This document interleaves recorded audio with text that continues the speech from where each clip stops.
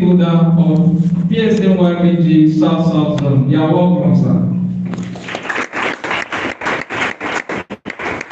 Permit me to also add at this juncture that is the CEO of Pharma Venture and Electoral Laboratory in Delta State. And by so doing, is also going to serve us in this summit as one of our panelists. Please, sir, you have your plate at the front. Thank you. Pharmacist, intimacy tutor, please also make your way to the front.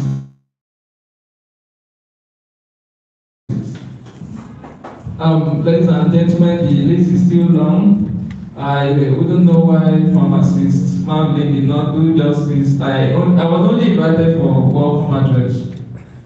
So I also want to use this opportunity to recognize in our midst one of our panelists and who will also be serving as one of our guest speakers, pharmacist Samuel Mbuk. You are welcome. Please can have your place at the front.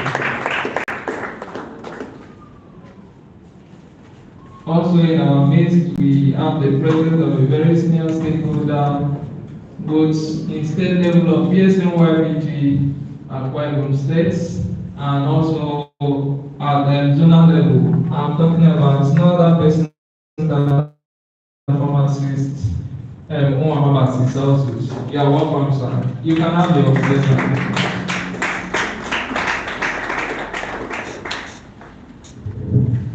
Okay, welcome address by the PSN South Coordinator on the occasion of the second annual regional summit of PSN, ably represented by Pharmacist Ikenda Bata, the ANC of PSN, here present, the State Chairman Pharmaceutical Society of Nigeria, Akwa Ibom State, Pharmacist Tabasema Uwat, and elders and fellows of here provision, all the guest speakers, and our distinguished colleagues and students.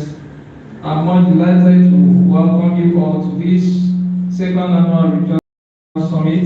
The theme of the summit is Dynamic Entrepreneurship and Technology-Based Innovation, repositioning pharmacy practice in the 21st century. This theme was actually carefully selected to impact and build capacity on young pharmacists for a secured future practice. Technology advancement helped to address the world's growing demands for quality pharmaceutical service delivery, and in an area of rapid change in healthcare delivery, the pharmacy profession is experiencing significant growth and development. The trend of pharmacy practice shows that the practice is becoming more patient-oriented and no longer product-based, thereby developing the concept of clinical pharmacy.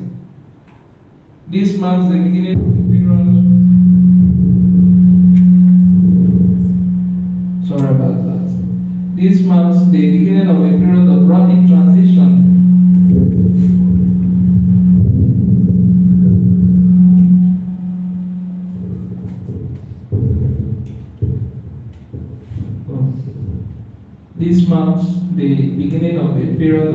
transition that was characterized by an expansion and integration of professional functions, as well as increased professional diversity and closer interaction with other health professionals. The current transition involves an expansion of the scope of pharmacy practice towards advancement in technology such as incorporation of electronic dispensing systems, which help to maintain basic patient profile information, medicine history, and other data essential to pharmacists while dispensing.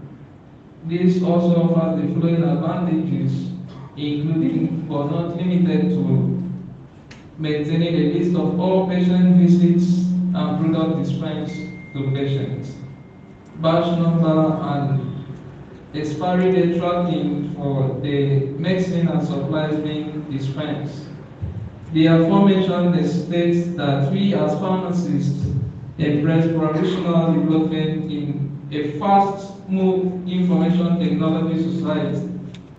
We are no less grateful to the array of distinguished guests and senior colleagues here present to grace this, our second annual regional summit. Our speakers, all of whom are experts on the theme which they have been assigned to discuss, so as to leave positive impacts on young pharmacists. I want to see this opportunity to encourage increased participation of young pharmacists in Psn-Young activities. Its clear example is what we experienced this morning. At least I want to believe that before the end of this event, we will have a good turnout, but it's rather unfortunate to start the event with this number. So it's not showing that we are young pharmacists that are vibrant with fresh blood in our veins. So I want to believe we can do better.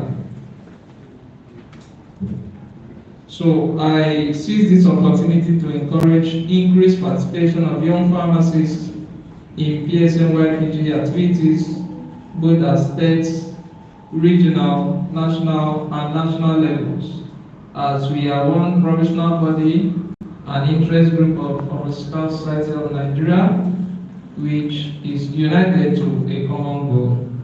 Psn-Young is committed to ensuring that all YPG's programs are centered on promoting the culture of equality, diversity, and inclusion.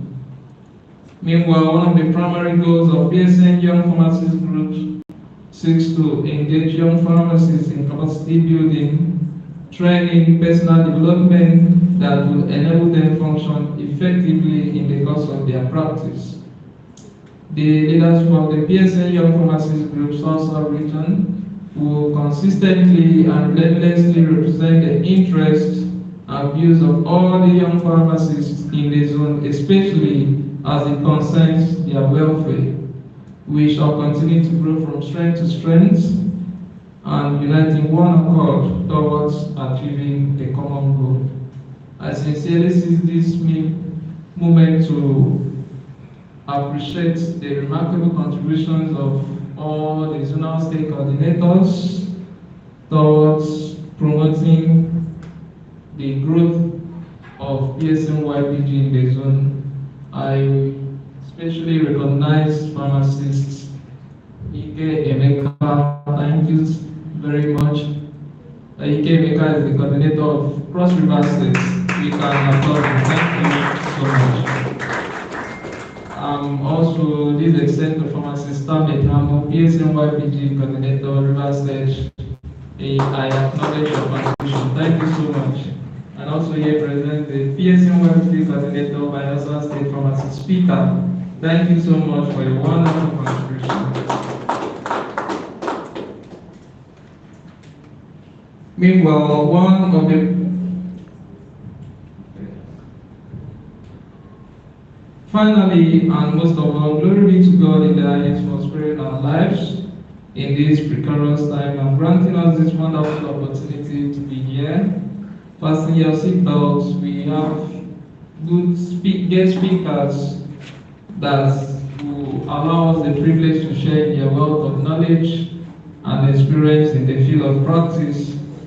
Thank you so much. Thank you. Long live PSN. Long live Psn-Young South Zone. Long live the pharmacy profession. My name remains Pharmacist to welcome the YPG State, the YPG Zonal Coordinator South.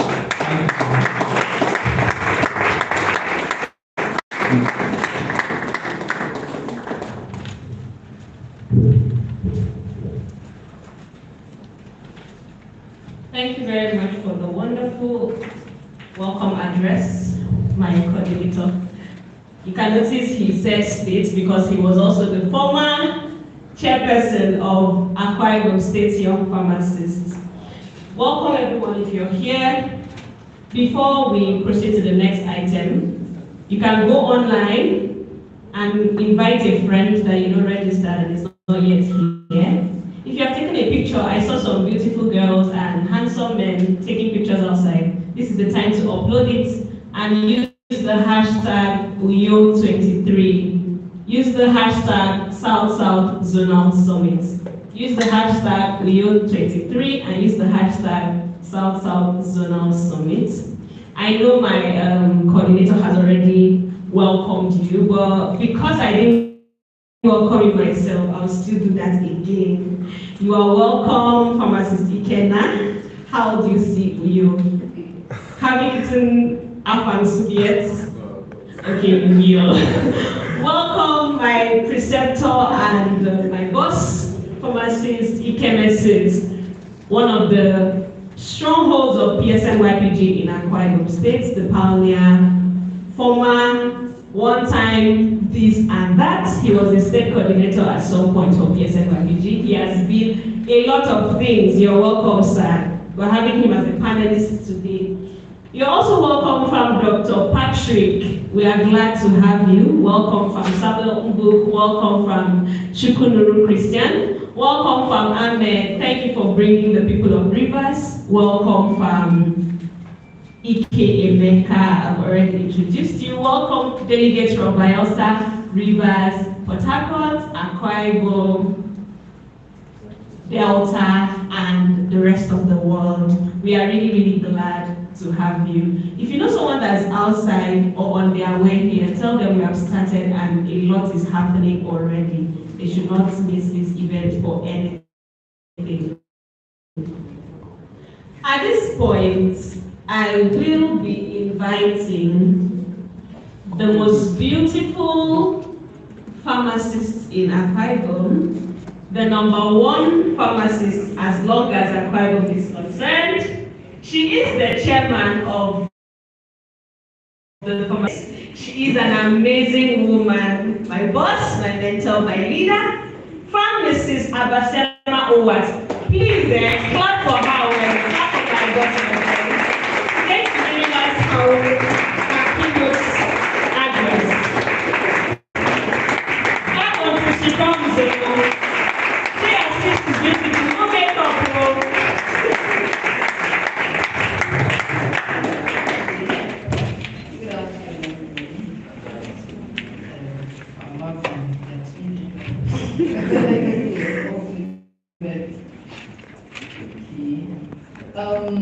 My name is Psn-Young, as I have been introduced, and I'll be delivering the keynote address very early in today's program, and that's because we are in the middle of pharmacy real estate, and so naturally I should have come in later, but because of other engagements that we have, so I have to come.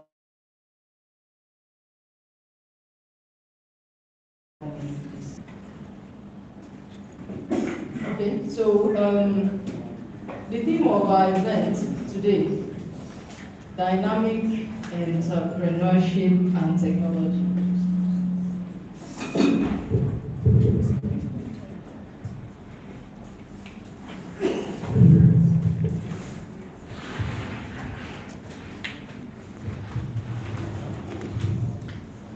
So we're talking technology. So I have a bit of technology in my blood, so I understand how these things work. Okay, then we are all very conversant with entrepreneurship. Is anyone hearing that for the first time? No. No. Okay, so when we're talking entrepreneurship, what are we talking about basically? I'm not talking to young pharmacists in the house, very, very cerebral people. We are talking about the creation of economic value. And most times entrepreneurship is linked with the idea of, or is linked with the concept of implementing an idea, usually to disrupt the current market with either a new product or a service. Now, while I know this wasn't part of it, but I think we should also look at the other side of the coin, which is entrepreneurship. Does anyone have an idea what entrepreneurship is all about? Okay, I have one person who I expected to know anyway. Is there another person in the house who has an idea of what entrepreneurship is? Okay, well, we all know entrepreneurship, right? I didn't hear that, sorry. Yes. Okay, thank you. So entrepreneurship is what I would say is the opposite of entrepreneurship. And that has to do with a system that allows an employee to act as an entrepreneur within a company or organization. Now, why am I bringing this up? When we talk about entrepreneurship, most people tend to think it's all about maybe running a business or owning a business. But I also want us to see the other side of the coin, which is the fact that you can also be technologically innovative within a business, and that you will do as an entrepreneur. That's why I had to bring both definitions to bear. So now, when we're talking about entrepreneurship, for those of you who are probably in the hospitals or work as superintendents for other people, we are looking at people who are self-motivated, they are action-driven. That is what essentially makes them very good tools in driving the innovation drama. Now, dynamism is all about being fluid, being mobile. We've all gone through the pharmacy curriculum, 5 years, 6 years, plus X, as we normally say. And we've done the pharmacognosis of this world, the farm chems, the farm microbiology, pharmaceutics, and all those courses that we didn't really like. And we came out as pharmacists. But now beyond the four walls of the university and what we learned in school, there is a lot in front of us as young pharmacists. That's why the choice of theme for this event is quite apt, because there's nothing like talking technology to young people who are actually the drivers of technology. If you look around, all the modern apps, companies right now, even the Facebook, they're all young pharmacists, sorry, they're all young people, not young pharmacists. I'm hoping very soon I'm going to say they are young pharmacists, but they are all young people. So talking technology to young people, I think the theme is quite apt, you know.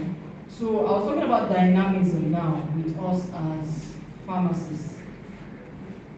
We finished school some years back after going through all of those courses, and we are now released into a world that is driven by technology.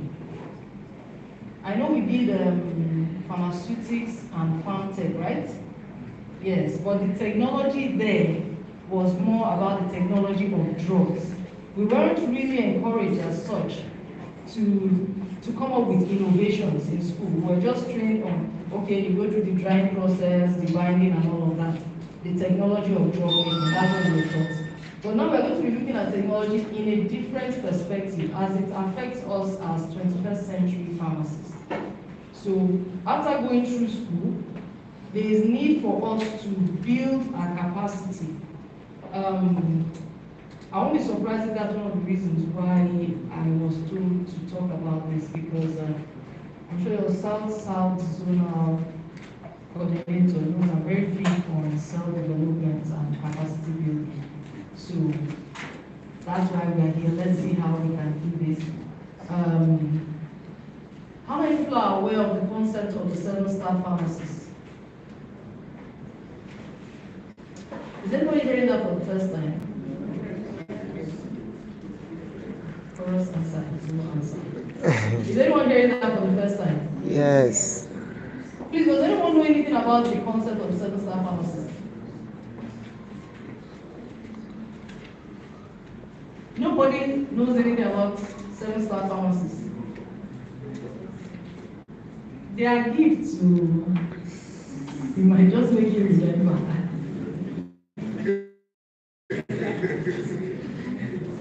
So we're all hearing that for the first time. That's very sad, because I had something special for the person who would tell me. Okay, now in the year 1997,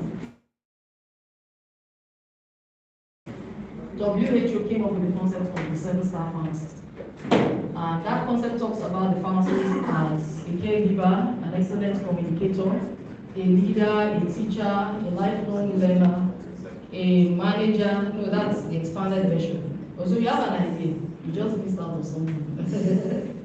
Okay, a lifelong learner, which one have I omitted?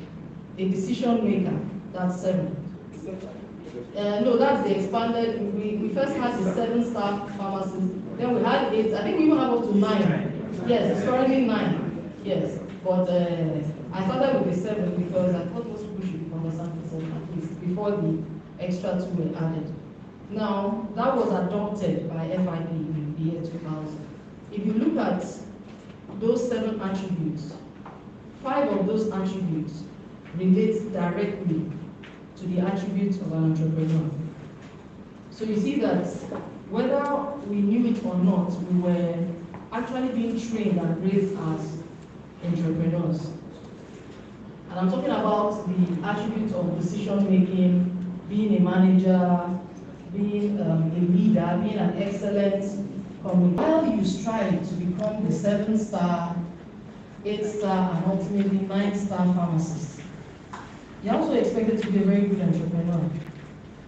When we talk innovations, what are we essentially talking about? Being new, bringing something new on board. Now, innovation doesn't necessarily talk about inventions. While we can rule that out, but innovations could be as little as tweaking your processes. It could be as little as reordering the way things are done. And it could also be as little as introducing new technologies. And sometimes bringing in old technologies and introducing them into processes. Now, we have pharmacists among us here that work in the community space. We have some people in the hospitals, and maybe in the industries and perhaps lecturing. What am I saying in essence? There is room for innovation, irrespective of your area of practice. There is room for innovation, and there's certainly room for innovative technologies. I'll be talking about a few of them shortly. Now, in the hospital, there are processes. If I remember, I think the patient comes from the doctor with the prescription, gets to the pharmacist costs it, sends the person to account, and the person comes back, and the product is dispensed, right? I have hospital pharmacists here. Now, as a young pharmacist, you can tweak that process. Does it really have to go through that route? And sometimes, what do you do when you have maybe an issue with the therapy? How can you bring in technology to make sure that at the point in which prescription is made, you can use, with the aid of technology, determine interactions at that point? How do you use technology when you are dispensing or counseling your patients? I'm saying this because sometimes we may look very far, or we may seem far from what's being discussed. You're in the community space. How can you tweak your processes in the community? Someone comes in, buys medication, leaves. Is there no place for technology in that?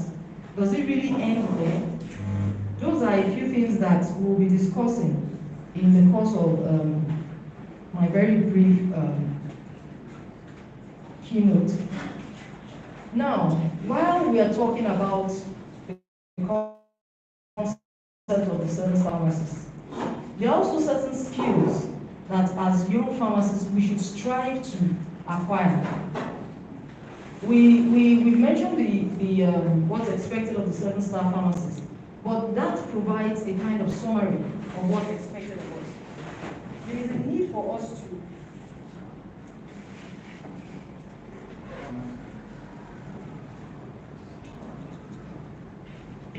there's a need for us to develop what we call soft skills.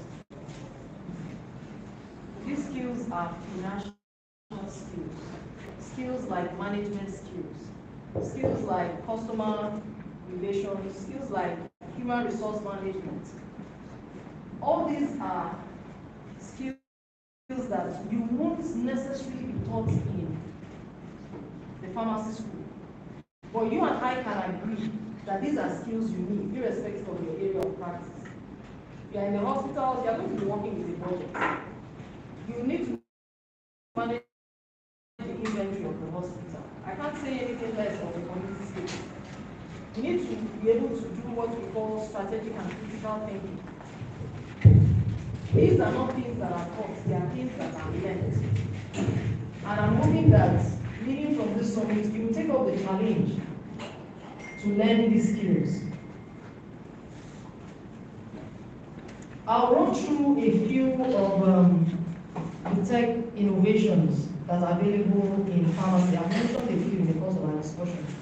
We have what is called telepharmacy, which many of us here have even practiced. Maybe you knew what it was called or not. I'm sure you found yourself in a situation where someone called you and is like, "Farm, I have this challenge, and you recommended one or two drugs, or I was given this drug, and I'm feeling this way," and you cancel the person. I'm sure most of us here have had those kind of encounters. What you just did was to leverage on technology, which is the phone, and offer pharmaceutical care and pharmaceutical services.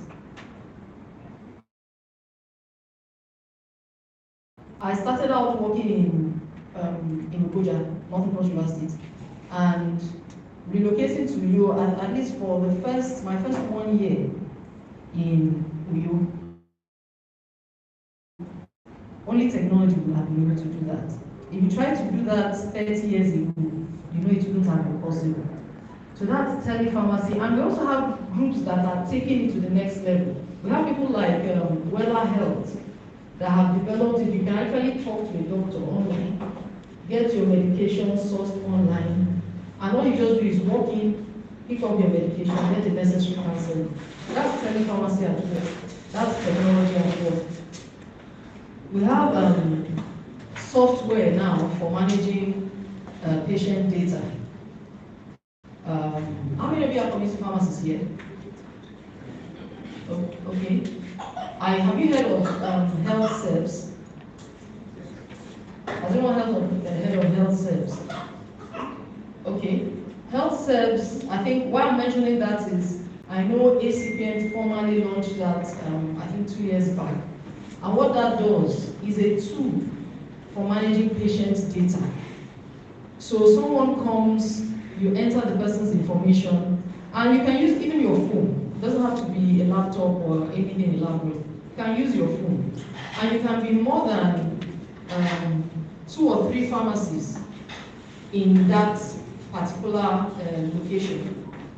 And everyone can log in and get that patient's profile. So if someone comes in when I'm on duty, I don't have to start calling the pharmacist in the morning to find out, flag any interaction or any caution you're supposed to transfer to the client. These are all technology. When I started my pharmacy, I bought a book. I can't remember the name now, something about drug interactions. That book is thicker than this projector. Truth, I've never opened it. Because when you start checking, okay, someone comes with a prescription of 5 drugs. How do you start checking for the 5 drugs? And you have to track these patients and dispense counsel in a couple of minutes. Well, you can do that with technology. You just type it in, it shows you everything. And so the person is sitting on the other side. You just type it in, it shows you everything. And so the person is sitting on the other side of your system, or maybe even phone. You're holding your phone and looking at the person and you're talking on your system, or maybe even phone. You're holding your phone and looking at the person and you're talking at the person doesn't know what you're doing. These are our small tricks of the trade that we are using to shine. And sometimes the person is talking and you're like, oh, you ask certain questions, like, how did you know that? They don't know what you are doing. Sometimes they think you are playing with your phone, but you're actually getting information. So we have that already. Then of course inventory management, we all know inventory management tools. There are dozens, there are several. They come in all shapes and sizes. And the beauty of it is that over time, it's becoming, there's more innovation in it. Initially, we used to have this point of sale system, you have your desktop, UPS, all those things, your generator. Right now, we have point of sale terminals as portable as an ATM machine. Are you aware? Yes. Okay. You have some now, it will do everything. You update your inventory as they sell, it tells you stock that is left and all of that. These are all ways. There is to incite the interest. Let's not limit our learning to clinicals alone. Let's not limit our learning to where to get the cheapest job and sell for the highest margins. Let's open up ourselves to technology. Then one very vital aspect of technology, which I certainly won't leave here without talking about, is the online community. So many of us are very active. Everyone here has at least one social media handle. What are we doing with it? There's so much information online. It's amazing. You can get a degree online. You can get your master's online. You can do your PhD online, especially if it's not science, it's in the humanities. You can do that. There's so much resource online. How many of you have heard of LinkedIn Learning? Okay. You have free courses. I talked about soft skills earlier. These are platforms that you can leverage on to acquire these skills. You can learn accounting on LinkedIn. You can learn human resource. You can even learn strategic thinking and management. They are available as some courses in Coursera. There's another one called Booking. Many free courses. YouTube has dozens.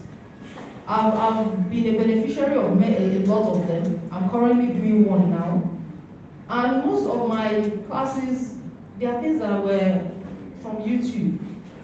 So what am I saying in essence? Let us leverage technology. It's here with us. It's accessible. And it doesn't cost us much, but we could learn so much.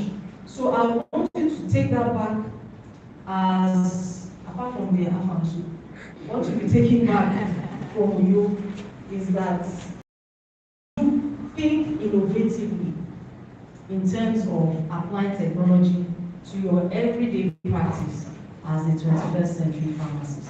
Thank you.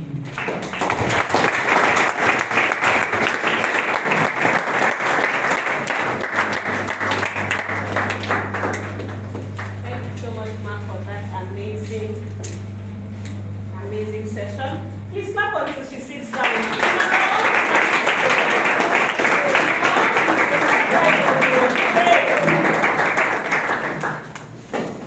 Thank you so much, ma'am. I'm sure all of us have updated our statuses and our social media with what is going on here. I'm sure that if you did not learn about the 7-star pharmacist, you've learned that today. If you didn't know anything about entrepreneurship, you have known something today. So if you're hoarding this knowledge and keeping it to yourself, it's not fair actually. And we are live, it's being live streamed now on YouTube, so people that are not here can still join us online. Let them know. Nobody should miss the value that we are getting in this summit. Thank you so much, my chairman. At this point, we're just going to be taking a short break, so we'll stand up and stretch because some people are looking tired. We'll just stand up and stretch for 2 seconds. Stand up now, stand up and stretch. Why are you frowning? Are you not happy? Are we quarreling?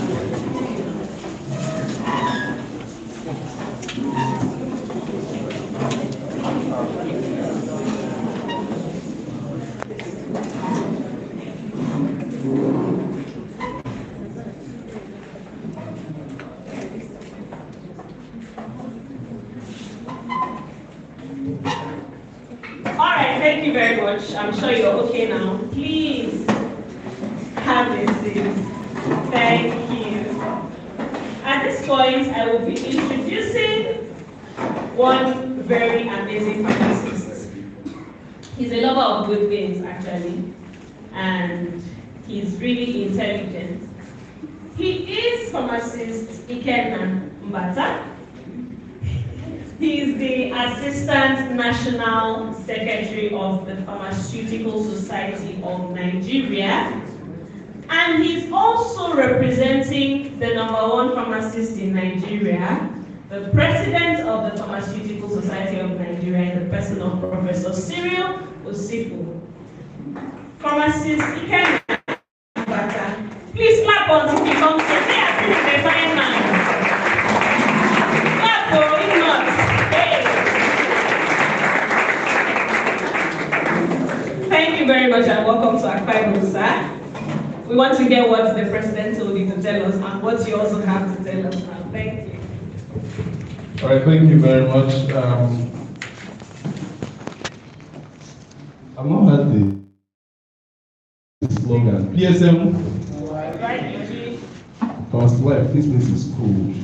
PSN. YPG. Thank you. That reminds me that I'm at a YPG event. The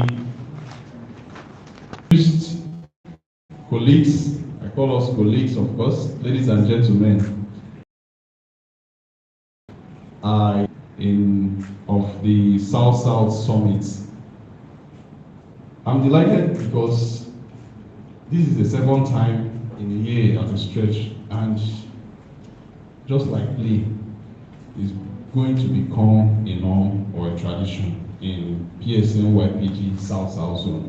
So it's something that we should hold on to as becoming a legacy that we are building for ourselves.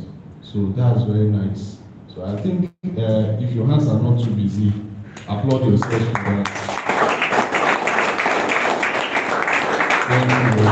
The theme of this year's summit, dynamic entrepreneurship and technology-based innovation, positioning pharmacy practice. And I'm also sure that even while we are in, or rather, while the keynote address was being delivered, once in a while we'll take a glance at our phones.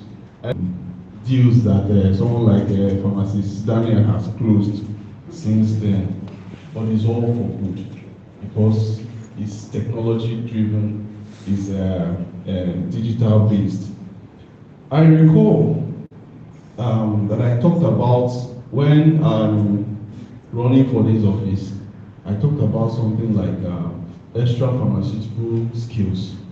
It's things like this. And I've also seen people, beyond the fact that they will answer pharmacist this or doctor that, they also bake cakes, they tie games, and they collect extra money for that. I also know people that are very active online and they rake in coins, and you know what that means, through their followers, their YouTube channels or LinkedIn or whatever, and they're making money, not just by dispensing drugs or by counseling patients. So those are the other downside or other things that technology can enable us to, while also being an entrepreneur, while it doesn't take the fact that you're already a pharmacist. The president, this is almost an ambush because the president, I say, sent me, yes, but he would actually be arriving tomorrow ahead of the pharmacy week in Akwa Ibom State. So I'm like a forerunner to the presence of the president of the PSN. But I'm sure that by tomorrow, if we also join at that event, he will be talking about mentorship for the young pharmacists. This is a pet project that he's so passionate about, and we are going to elaborate more on that in the upcoming PSN conference in Gombe. It's about building capacities of the young pharmacists for leadership positions, not just in pharma space, but beyond that. So it's an all-encompassing program that he has started, and I'm sure that a lot of us will benefit from that project when it fully gets up and running. So permit me also to talk about our grand event, the mother of all events, the Jewel City 2023, that's the PSN conference, which is coming up in about 23 days from now.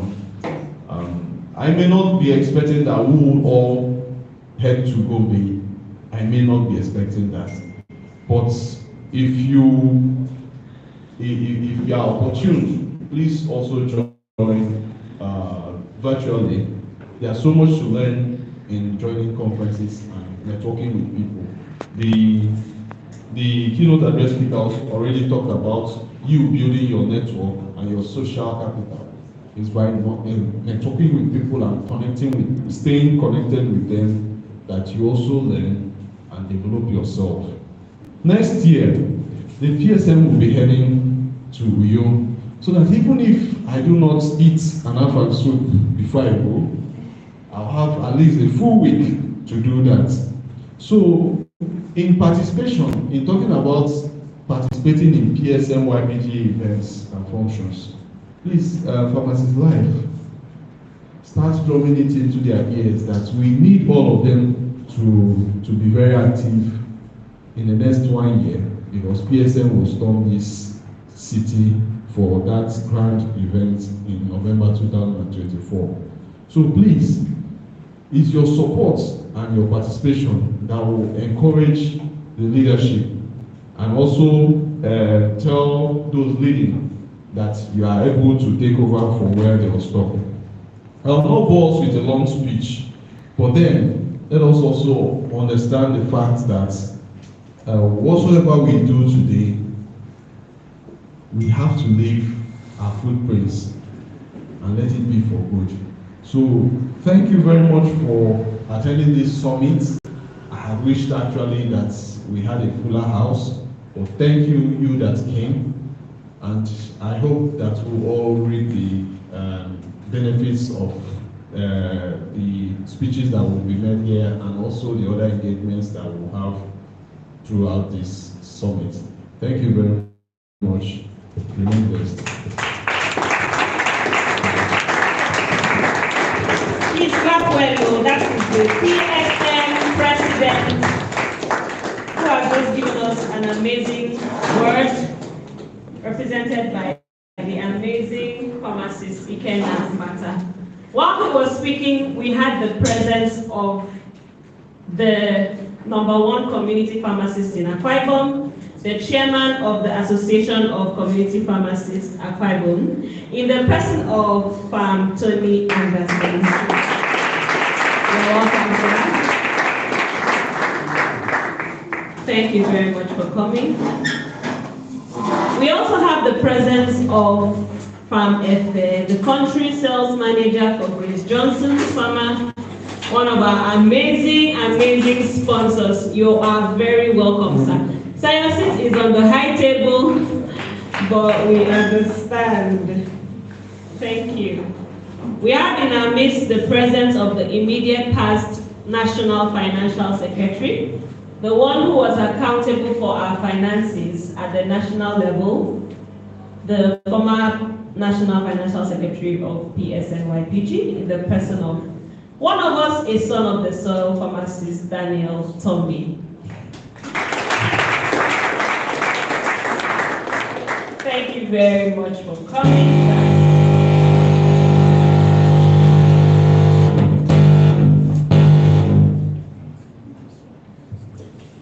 Thank you very much for coming, sir.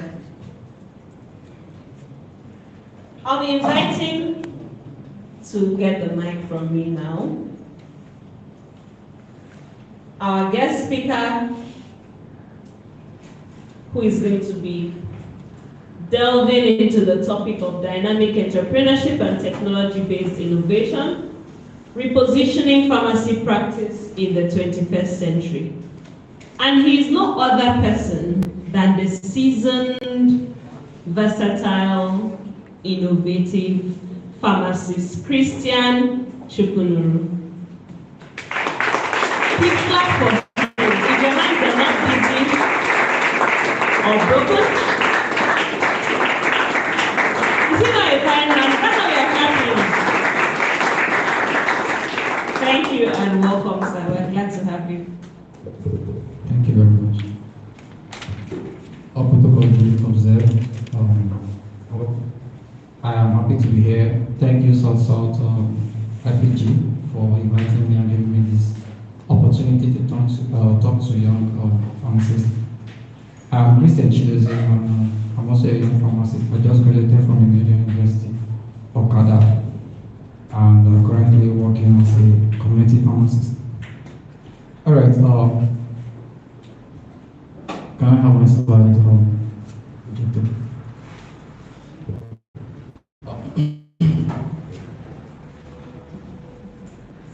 Okay, while we are waiting, I think I would like to thank our keynote speaker.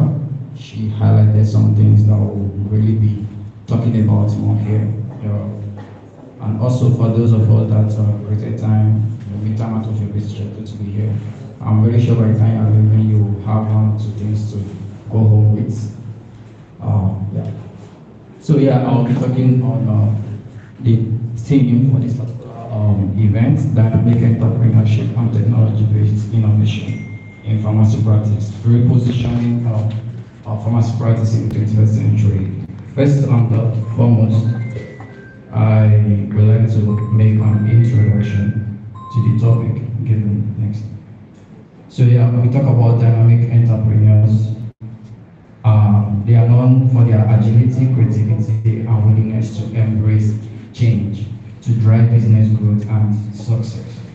And when we talk about technology-based innovation, this is often referred to as technological innovation, which involves the development and application of new or improved technology to create innovative products, services, or processes.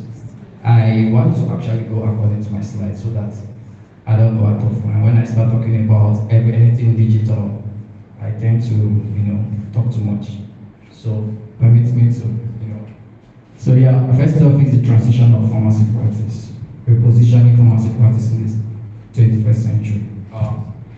Yeah, whenever I'm making a speech like this, I used to say that this is something that we're not taught in school, and it's something that you need to actually take note of. So I would like to have a speaker paint, and you have a lot to actually pick. So now, starting with repositioning pharmacy practice in the 21st century, I would like us to have something like a flashback where we talk about the way we practice initially. That is our mothers and fathers in the profession, where you just have to, we talk about, I'm talking about entrepreneurship, so I'll talk more of business. Yeah, I'll talk more of business, I'll talk more of you as a person, as a business, yeah, as a brand. Yeah, so those are the stuff I'll be talking about, and other stuff that will still come along. So we're talking about entrepreneurship, we're talking about business, and repositioning. The old way of doing things, where we have you as a business owner, pharmacy business owner, coming to open your pharmacy, and you just want to make sales, want to sell your drugs to your immediate community, people coming around, and you're not really thinking about. Okay, you believe that once you open your store every day, somebody will walk into your pharmacy, you make a sale, and that's just what you've been doing. That's the old way of doing this pharmacy business. And like I always say, community pharmacy is a practice, but it is also a business. So you need to know how to run the business, entrepreneurship. Repositioning. Well, positioning yourself as a pharmacy owner, as a pharmacy business, a person in the 21st century, then you need to integrate technology into the system, into your pharmacy business. You need to integrate what we call digital tools. Yeah, digital tools, digital platforms. You need to integrate totally, like summing up, you're talking about technology in your pharmacy product. That's the way you reposition. Then another thing is when we talk about reposition, you need to, move away from just you dispensing and move to you being patient-centric. Because this time around, your focus is, mainly you're focusing on your patient. It's only when your main focus is on your patient, that is when you are going to generate more revenue, and that is when you are going to be more successful as a pharmacy business owner. Yeah, but if you are focusing on just, selling your drugs, you are not taking note of certain things that you are meant to take note of in your business. You are not trying to upgrade yourself, like learn, in trying to equip yourself with some skills, knowledge you need to know as an entrepreneur, then you're making a mistake. If you are not working towards, most of us as pharmacy owners, we are not entrepreneurs. Yeah, we are not. So what are you doing to become one?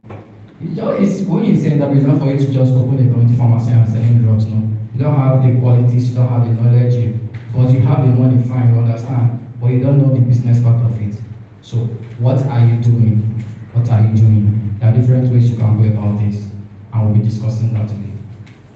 Next one. Okay, currently the challenges. So I'll be relating this to the old practice and the new one. So in the old practice, challenges like you use your money, probably you borrow money from, you get a loan and buy drugs. At the end of the day, you cannot meet up with your monthly sales. They are down. You can't pay the people you are owing. If you get drugs from, you are able to pay them back as well. These are the challenges pharmacy owners do face. Another one is the inventory. Yeah, it's part of it. When she talked about the inventory, I was like, yeah, that's just so. In the inventory, you don't know the drugs you need to stock more. You don't know the drugs you need to, have in a little quantity in your pharmacy. You don't know the drugs that, you need to have just one, or that you can make more profit on when you make one sale, of that particular drug. You don't know all this information. You are not getting data.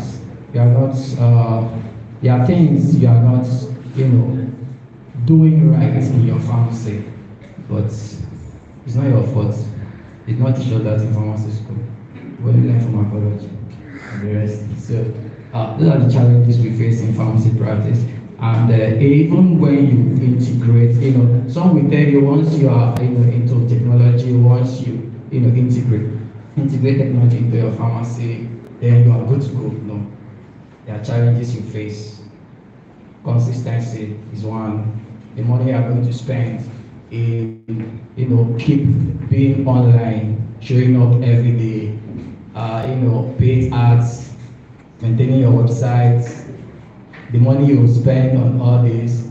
There are few challenges that we see, but they are not actually. If you're able to define your objective, why you want to be online. If you're able to define all these things, then trust me, they are not really a challenge. But some people find it difficult. Then your staffs, training them. I started a community known as Somatita community where I train young students. Our goal is raising the next generation of tech-savvy pharmacists. Because I made the research and I realized that the pharmacists we have, not all of them, but most, they are not tech-savvy. They don't really know how to use the social media platform, digital platform in general. So but they are pharmacists. So when you employ them, they might not really have too much impact in your business. And that's why when they go for interview, they ask you, what can you bring to the table? What do you have? What can you offer? It's just my certificate, sir. That's not enough. You need to bring something new to the table. And that's why that's the only thing that will make you unique. I am yet to do my induction anyways, but I got my job because I know what I can offer them. They are in my interview. They're just telling me, okay, so what can you bring up? I told them, okay, your pharmacy lab is black, all this. And I will teach you how you're going to go about it. That was the end of the interview. I have something to offer. Yeah, but most of us we don't. And we need to know, we need to, acquire those things so that whenever you are being called for, you have something to offer and you know your worth. They won't price you less. Yeah, they won't price you less. So the next one, impact of technology and pharmacy practice. Well, when you really integrate technology in your pharmacy practice, uh, one, it's going to help you to generate revenue. You are going to, make months, yeah, that your monthly sales target. You're able to meet it because you know what you want. You are imputing what you need to impute into your system for it to give you the outputs that you expect. Another one is, when you integrate technology in your practice, you tend to be more patient-centric. There was this particular program I was more like online. I was telling them that if you learn how to retain your patients at home, if you learn how to, serve them better at home, they will remain your patients. But once they leave their house and goes outside to get anything, be it hospital or anything, trust me, they becomes anybody patients, because the doctor can tell you just go and get this thing and they can go to any pharmacy to get their drug. But once you are able, I'm not saying when it comes to when there is a need for them to see a doctor that they shouldn't know, but if you can satisfy them at the comfort of their home, then you are doing great, because they will remain, all the money that will come out from their pocket to anything medication comes to you. You are serving the better. That's being patient centric. So part of technology, and you cannot do this without technology. I used to, I'm a digital pharmacy advocate. That's basically what I do. So when you integrate technology in your pharmacy, well, there are a lot of benefits. I think I've listed a few of them. And also, she was talking about entrepreneurship and intrapreneurship. Well, we'll get there. I will, enlighten us, most especially we young pharmacists who, and even students who doesn't have the money to open a pharmacy. Yeah, you can still make money, you can still brand yourself, you can still make the whole money you want to make as a young pharmacist. You don't need to have a physical store. Don't worry, I know PSN law says that you must have a physical store, but we are doing something like affiliate marketing, by the way. So, some tech-driven innovations in the field.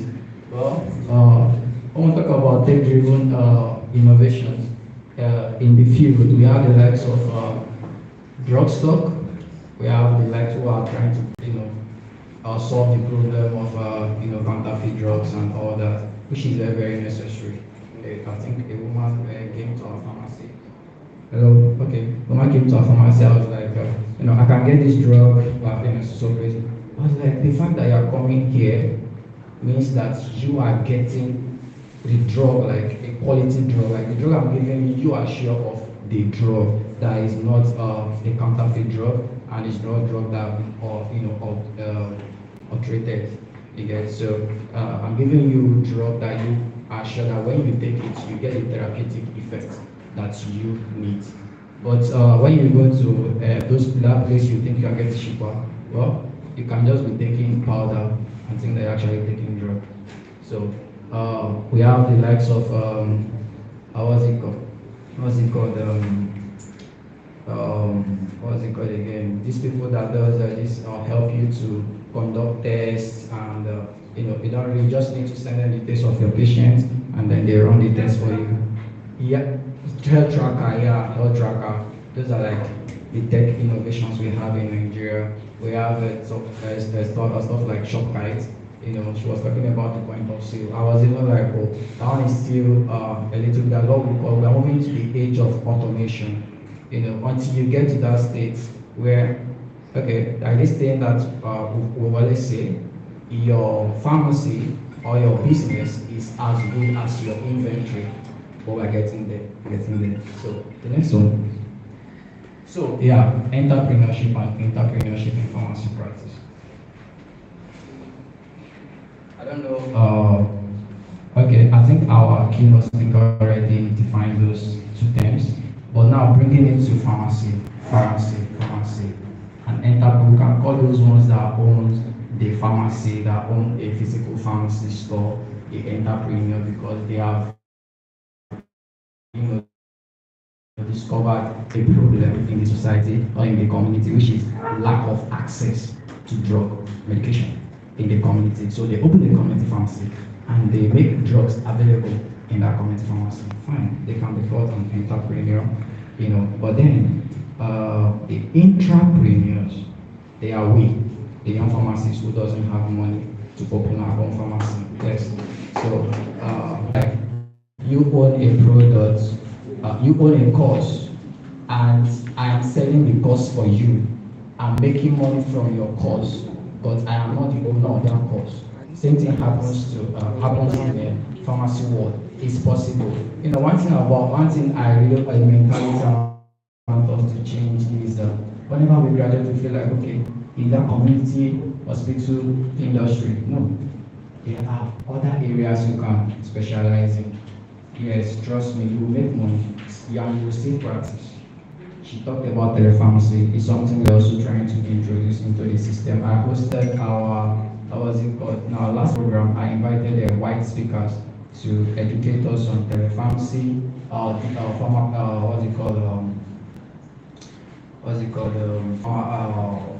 digital, that's data-driven pharmacy practice. Then we talked about pharmacogenomics. Those are like the future, where you leverage somebody's DNA to know the best drug that is best suited for that particular person. There will be that like all these drug interaction, drug related problem, all those ones can't them out because they won't, time will come, those ones will be something, forgotten. Yeah, because you are working with the DNA. The DNA will tell you this cannot work for this person. And who are those that will champion this? It's the pharmacist. Pharmacogenomics is an area we should actually try to invest and learn more about. We have I have a partner though at Cape Town, and they are trying to bring it though. For anything that involves DNA, you guys know that is expensive. When you want to check your child DNA, you know how much it costs. So I think they are trying to make it cheaper. I think around $500 or so. So those are the areas we can actually specialize in, and we are going to make this thing, make healthcare system in Nigeria a better one. So another one, entrepreneurs. Yeah. So I would like us to open. We are all on what's it called, Instagram. So let's open. I want us to, for the young pharmacists, see, I want all of us that are here to actually pick something up that when you leave here, you have something you can start working on. So, hold on please. Let's open our Instagram and check this particular.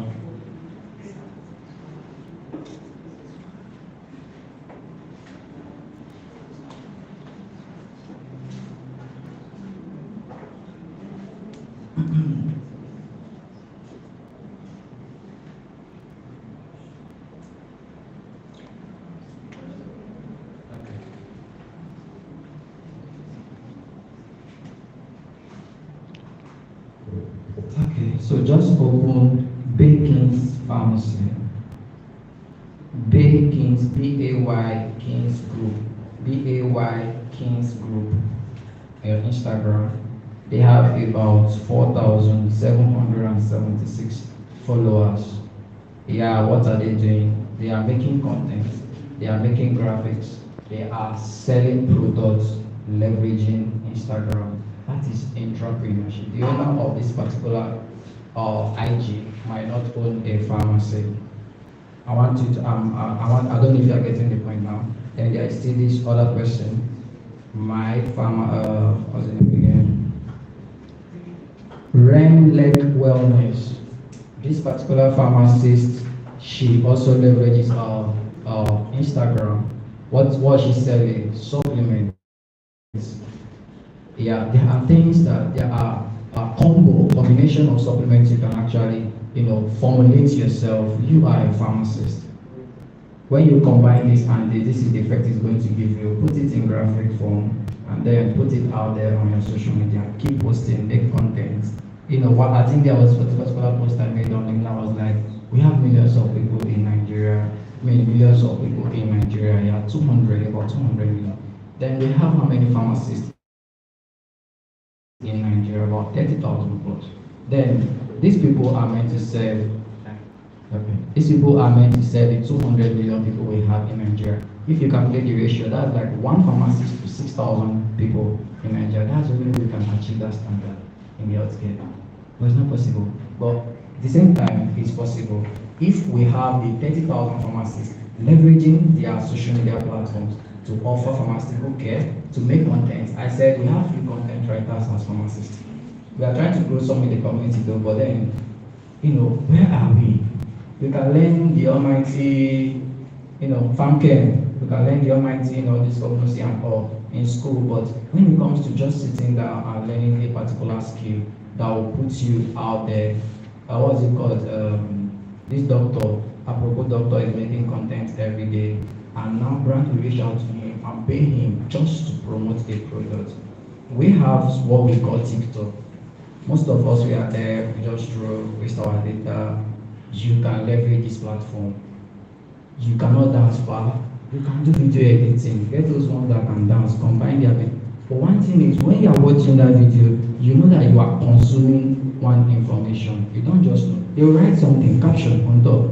That's what you are. That's where they are dancing. The music is playing fine, but your focus is on those captions. You can educate them AMR, you can educate them about whatsoever. At the end of the day, you are putting what? Call to action. To reach out to me or for any of your health needs. You put your details there.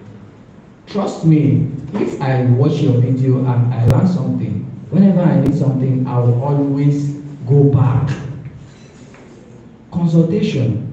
It's part of telepharmacy. When I was making my research on telepharmacy, I realized that yes, we have telepharmacy for hospital, we have telepharmacy service for community, and we have the usual online pharmacy.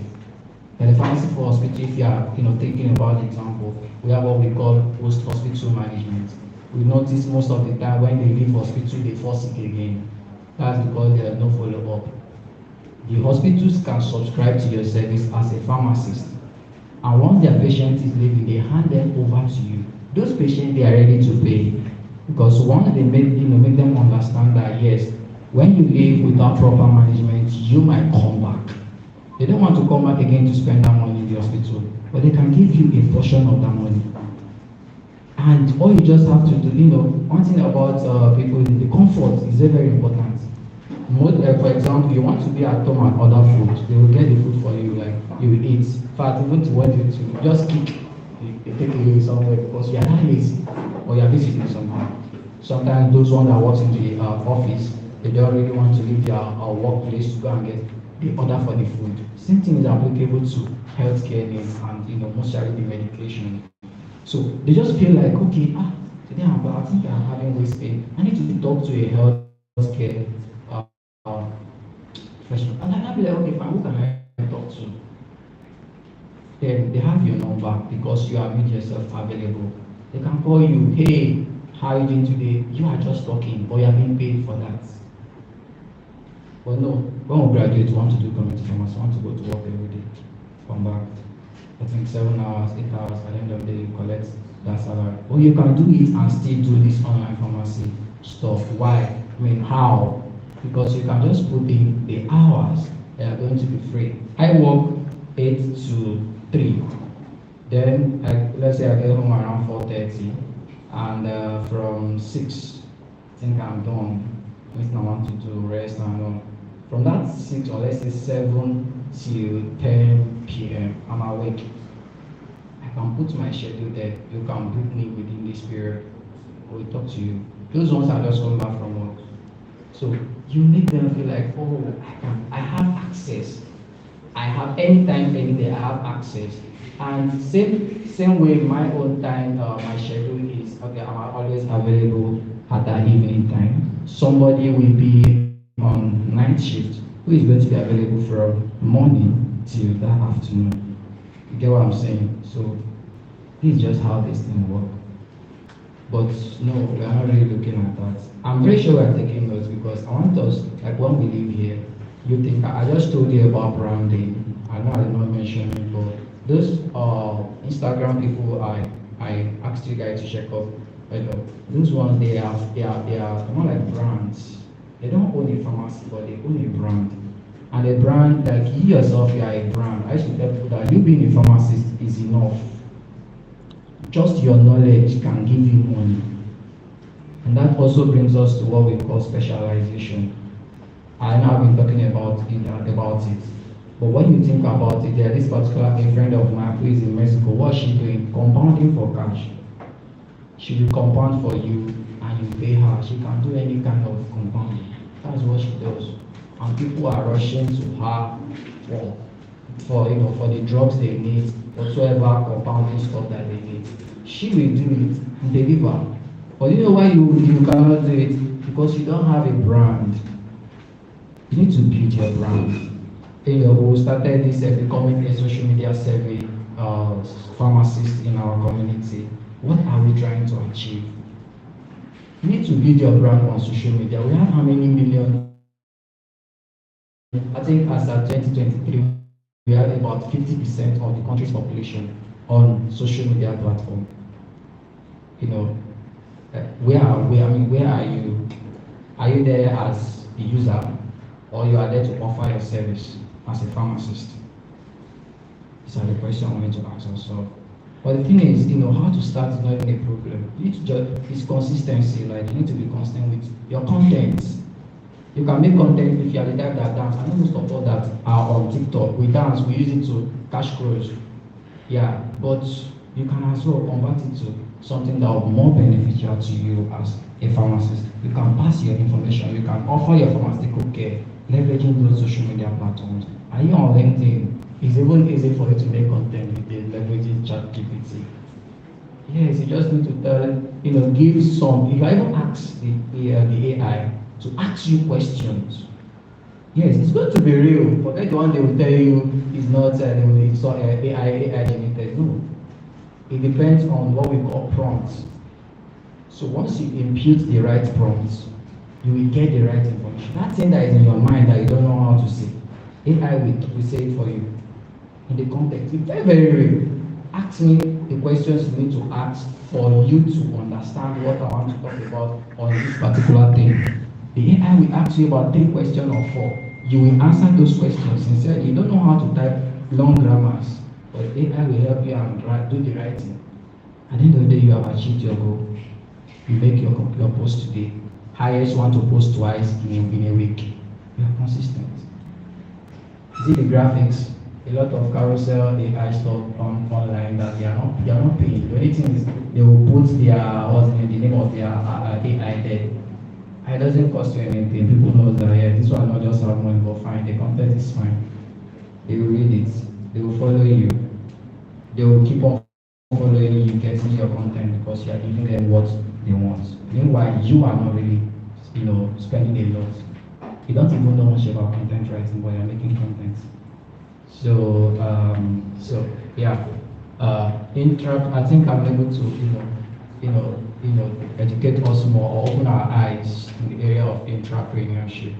You can be on your own. You don't need to own a pharmacy. Yes, to operate online. The next one, please. So now, making your pharmacy profitable again. This one is for the entrepreneurs. So, like I said, for those of us that are now really helped some of us that doesn't have money to open a pharmacy, how we can position ourselves, how we are going to build our brand online and the whole stuff. Now coming to those ones that own a pharmacy, because I know we are here too.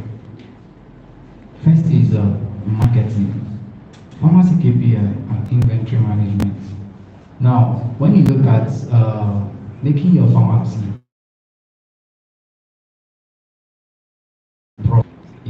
your monthly sales, the plan, you have plenty plans for the year, the month, and all that. At the end of the year, you realize that you are not achieving any of them. It's not because you are not working. You are working very, very. But the thing is, you are not doing it right. You are not doing it right. Some people will tell you, I have visitors that I have a website.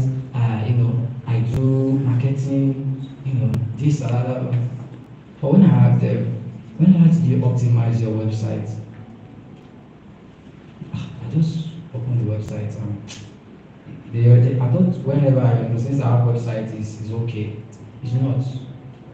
You need to have a search engine optimization expert in your team who will constantly find words, keywords that people search for and then impute it. And these keywords, they are seasonal.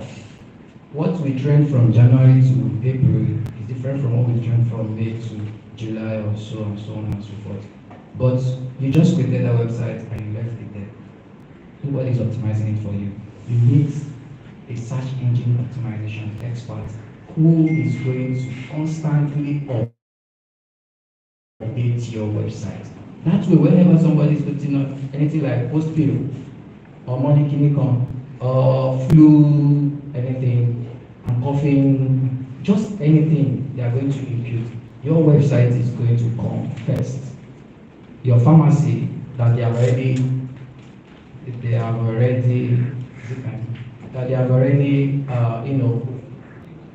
okay, so they've already put there on Google Locator, they will always help them to locate your pharmacy. So these are stuff that you are not doing right. Now another one is marketing. Yeah, some even some pharmacy like I no longer, I cannot do it again.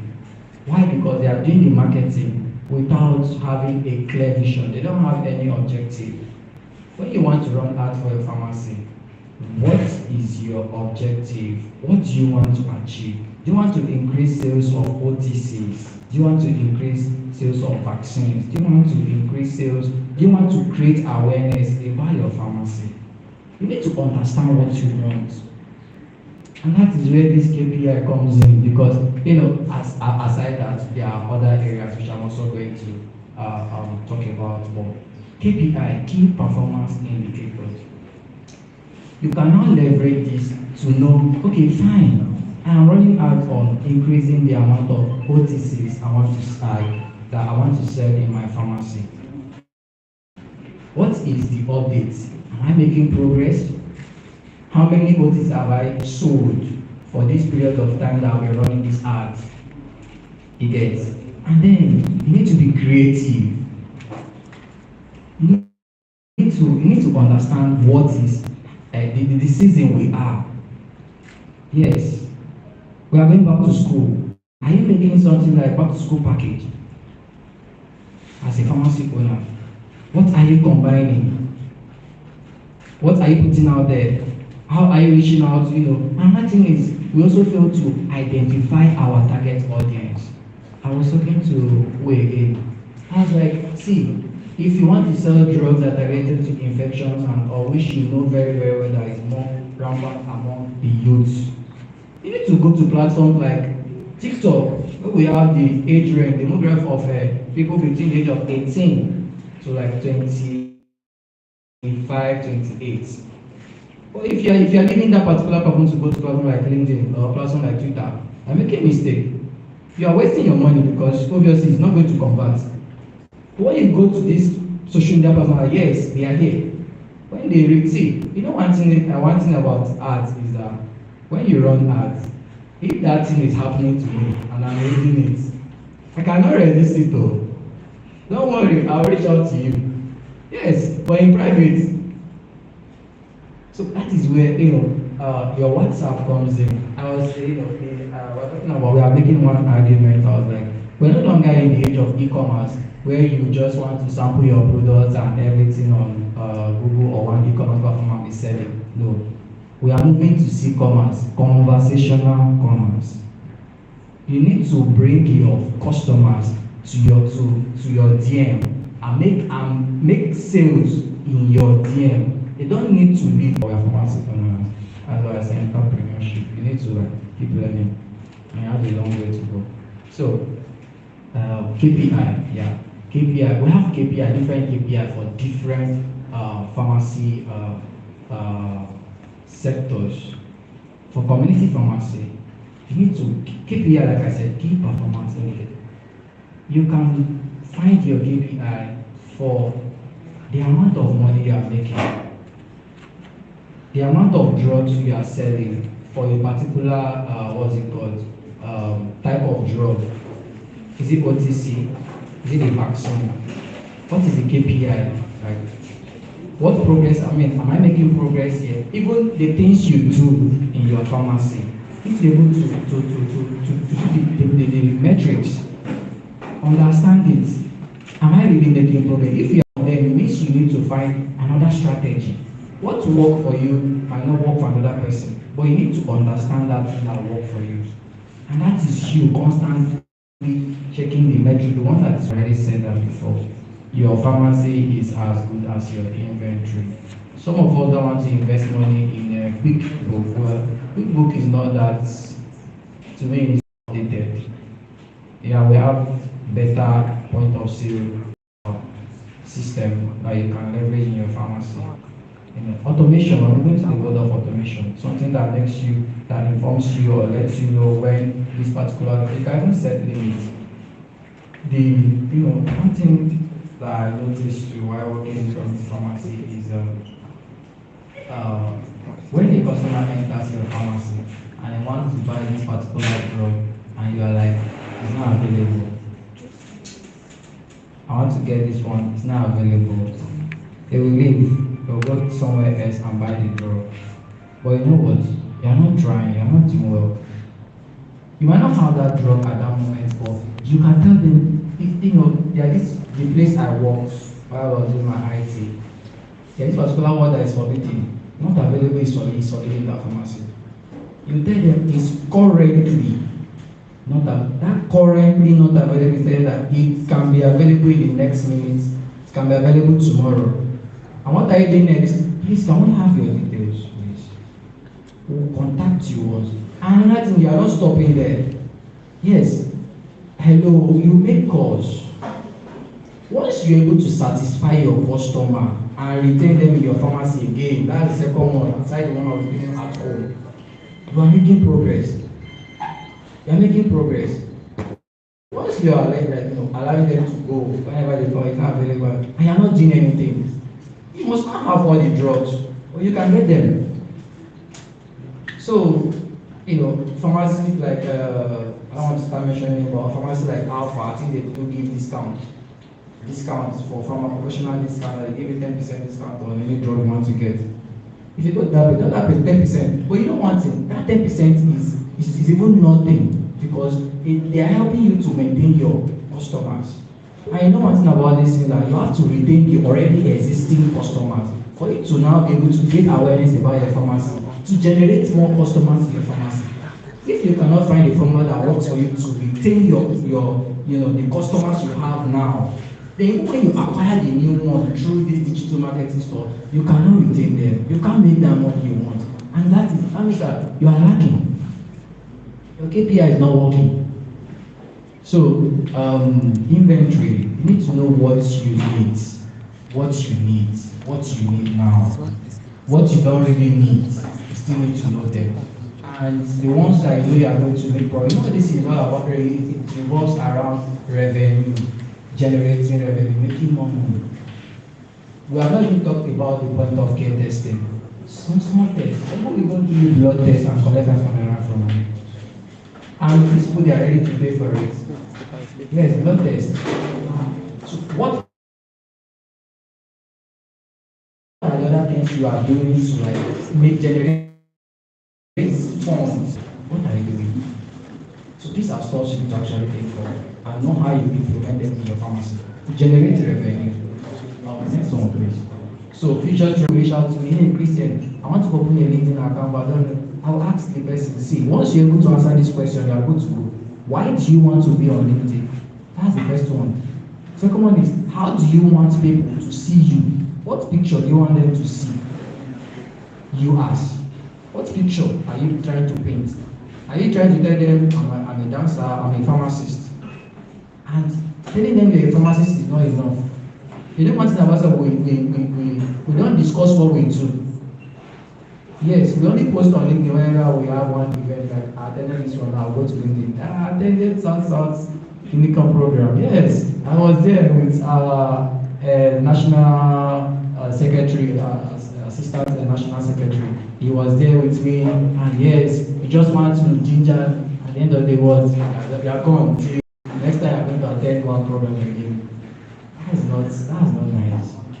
You know, one thing that we always complain about the health care status in Nigeria, but trust me, if we have content writers, people that write about health, educate people, when this information are rampant on the different social media platforms that we have, trust me, those ones, the people that those ones are the village people, they are some of them, they are on Facebook. They will read all this content, they will have basic knowledge about health. Then you will stop seeing people misusing this, people misusing that. But because it's just few, probably farm radio, always going to Instagram to make one video and tell you, AMR, don't take this, are you doing this? Those are the few people that are trying. But we can do it.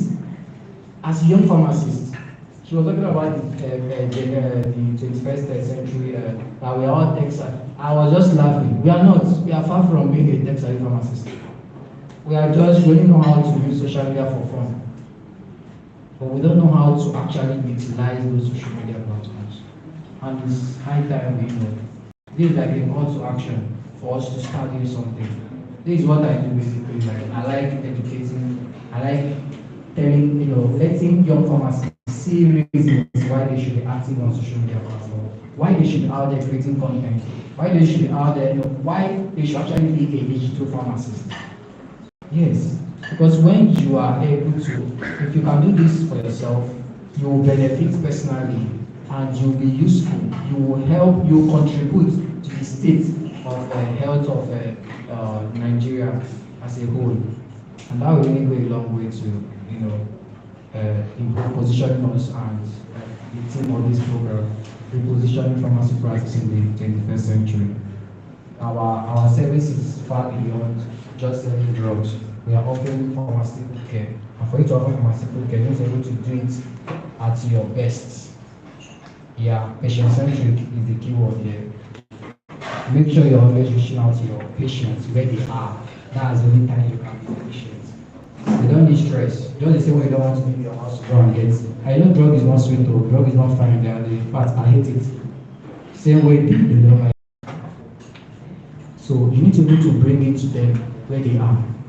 That's the only time you are efficient as a pharmacist. Thank you very much, God bless you.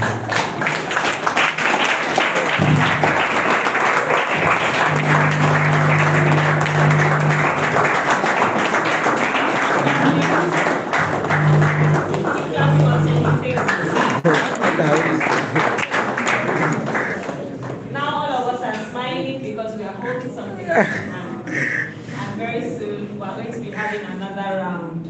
So if people are not here and you know some people are registered, we have over 170 registered delegates. Tell them that something big is happening in your admission park.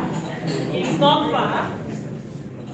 Right after now, we are going to be having the basic life support training. So if you know anybody that wants to have knowledge about first aid and basic life support, it's free, fully paid for by the South Regional Summit Planning Committee. So if you're not here, you're missing a lot. While Pharmacist was speaking, we had the privilege of having our father. He's an amazing man. He has trained thousands of pharmacists, hundreds of thousands of pharmacists across the world. He's an amazing man. He is a very distinguished lecturer.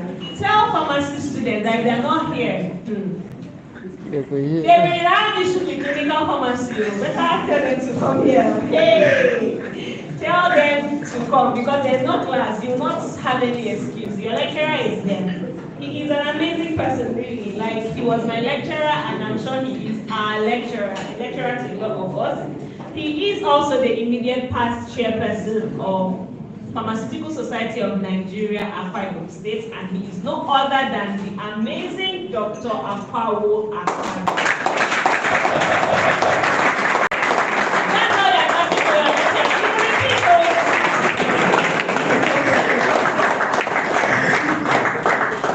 Okay, you're welcome, sir.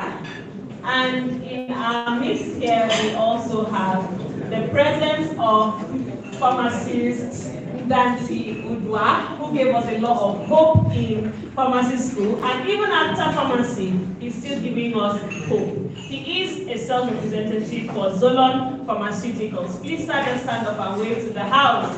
He's an amazing pharmacist. Okay. And we also have in our midst the Secretary of Pharmaceutical Society of Nigeria Young Pharmacist Group and Five of States in the person of Pharmacist Peter Psn. Your seat is in front and not behind. You are the head and not the tail. Please come to the front. Thank you, sir. And please forgive me for this. I thought I mentioned his name. He might just pack the people of Bayelsa that are here back. Pharmacist Peter, the chairperson and the coordinator of Pharmaceutical Society of Nigeria Young Pharmacist Group Bayelsa State. He is in our midst and is a very handsome gentleman. He has helped Bayelsa State pharmacists do a lot of things and achieve a lot of heights. Please stand up and wait to the house. We are glad to have you. Welcome Bayelsa State. Now you're not clapping, now you're still. We have in our midst the #1 young pharmacist in Akwa Ibom, in the person of Pharmacist Psn-Young Ben. She is around here and she's still trying to sort out a thing or two outside. But she's going to come in and greet us very shortly. I will be pausing now to invite the chairperson. The distinguished chairperson. Okay, how many of us have ever practiced in a community pharmacy before? You've done your externship in a community pharmacy. Then now you have seen food, you don't want to raise up your hand. No, you're not eating second round though if you don't participate very well and you're not happy with your participation. Okay, let me pause and introduce the father of community pharmacy in Akwa Ibom, the father of community pharmacy in Akwa Ibom, the chairperson of the Association of Community Pharmacists. He is one of our special guests of honor, and he is no other person than pharmacist Tony and he's going to be giving us a speech. If you want to make money, now go. Good afternoon all. With due respect to the items, particularly my mentor from Akwa. I welcome you to the program. Came in a little bit late, so this is the beginning part. But I want to comment at the poor turnout. I was actually expecting a full house, but the number I'm seeing is quite a little bit few. I do not know why it is that way, because you see it's a zonal conference, meaning it involves more than one state. But I don't know if this is all the YPG we have for the number of states that makes up that zone. But what is also very important to comment is that the content is rich, and even the protein passing on is also very rich. And I want to also comment more on the digital pharmacist. I was listening to him, I was also learning, and I was quite amused, surprised and proud of the young man on what he's doing digitally. And I personally want to have your slide, maybe to my email, so that I also look at it more. Learning is something you really can't stop at any point. And so to speak with, to start with, for the YPGs, I will encourage you to have some form of mentorship, particularly when you, before coming up with your own community pharmacy. That also will help you in knowing some of the tricks and knowing some of the standards.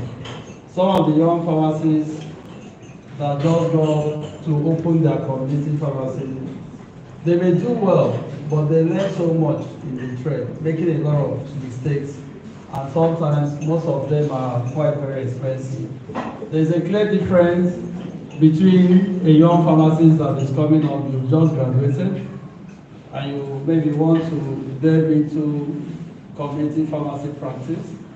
If you have some tutelage, maybe spend some 1, 2, 3 years with an experienced senior pharmacist, there will be a difference between such person, some difference between such person and some other person that just graduated and started.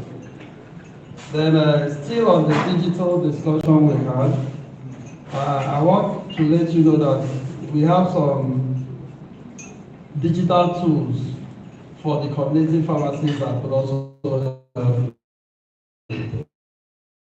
For the young pharmacist that has a community pharmacy or intend to have one soon, we have a digital medication labeling automated system. They call it XAP. You could download it and use it so that in labeling and dispensing, everything is done automatic. Then we also have another platform from the same source that helps you to do a digital documentation of all your patients that comes in you see in the community, in your community practice. So if you're having a community practice, in addition to what the digital guy presented, we will also look at embracing those other digital machines, which is the labeling and also the documentation.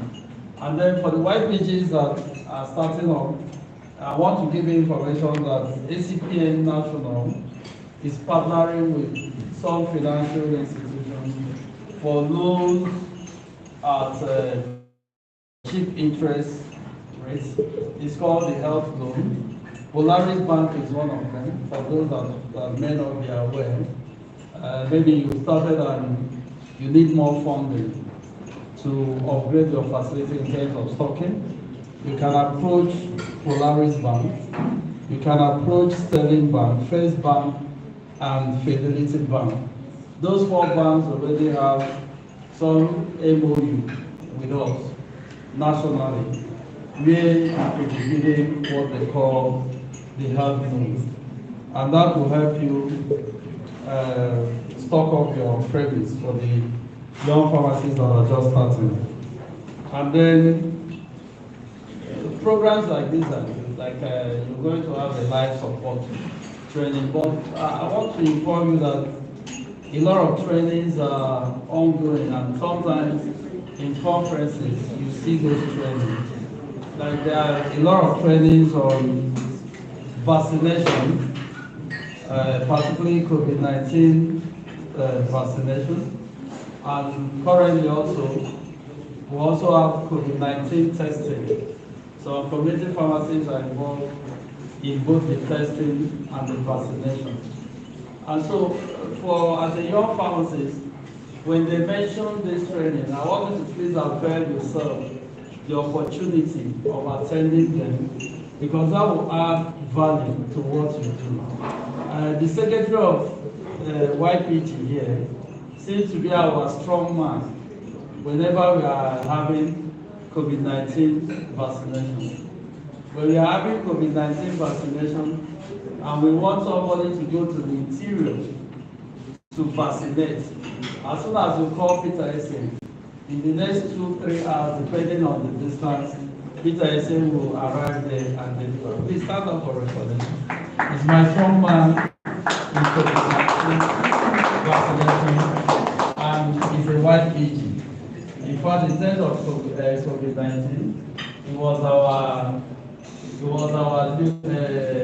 our mercy in making us have the number where we stay at. Then apart from the vaccination, the point of care testing is also here. And one good thing about before I even get to the point of care testing, for the vaccination, I will encourage as much white people to key in for the vaccination, because by the time you start vaccinating, it improves it adds value to what they are doing. Like most times, some of you know how to inject, but most times you hide to do them. But when you start having certification in vaccination, it start giving you some legality to the string you like holding. And so whenever those vaccination training comes, you should be able to avail yourself of that opportunity. Then for the point of care test training, the point of care testing. That point of care testing is even a federal government initiative where community pharmacists could do all manners of point of care testing, not just the fasting blood sugar. Most of these tests that are run in the laboratory, so many of them you could undergo this point of care testing training, get certified. When you get certified, it gives legality to what you are doing, so that all manners of basic tests you could actually do them in your premise. And you have to know that when you are doing point of care testing, for instance, if you undergo the training, learn all of them, be certified, the profit you make from testing cannot be compared to what you make from sale. Because in testing you can make close to 100% profit. But I do not see how you sell any drug medication and you make 100% profit from it. Because when testing comes, the profit margin is far higher when compared to the normal sales you are doing. So if you are doing normal sales of medication and you're also adding some value through point of care testing, then your take home will be larger. Then they're also training on mental health. A lot of people are diversified. Some community pharmacies in Rivers State, about 3 of them, is even seen as a rehabilitation center, because the others of the persons there have undergone the mental health training up to a point they call stage 8, and so they can do things like counseling, they can do detoxification, they can do so many things. People, the drug substance addicts now go there to find out, and it is so recognized because those community pharmacies have, acquired the prerequisite expertise on it. Then apart from that, they're also training on family health. Family health. There are some community pharmacies now. They do everything on family health, things like family planning, and then even misoprostol now is gazetted as an OTC. Now they are allowed, those pharmacies that have undergone that training and they are certified, they can use misoprostol. They can do a lot of things relating to family health services, and this is real. And so what I'm saying too is that let's try to address most of these innovations. You agree with me that in the past these were not possible in a community pharmacy, but now they are possible. And then, but if that the community pharmacy is not enough for you to start doing them, you must be certified, so that if anybody asks you why are you doing this, you can show the fact that you've also been upgraded and trained to do so. And I'm very particular about this. That's why most times when there are trainings, I will always make sure that I include the YPGs in training.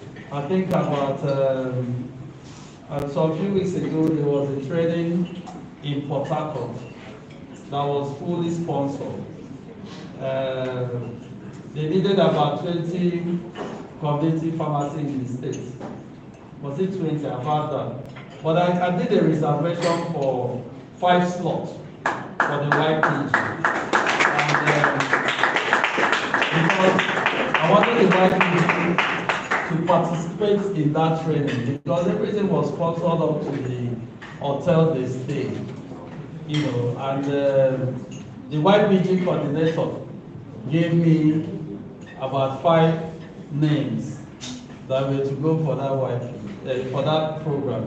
Though it was disappointing, on the morning of their takeoff, one of the YPG declined, she couldn't go, and yes, she didn't notify us on time, So we ended up sending 19 persons instead of 20.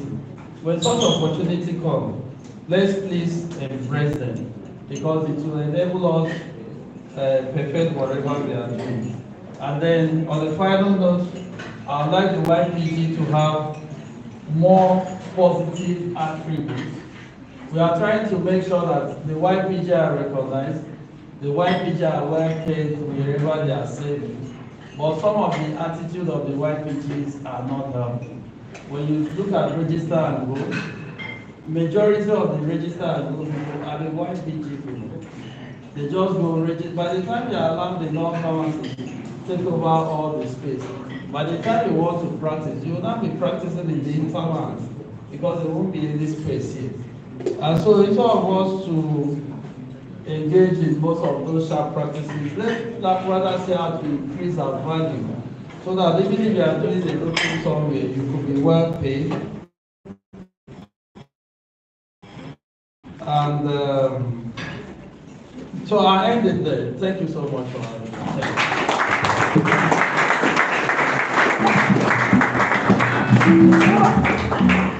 Don't stop clapping until he takes his seat.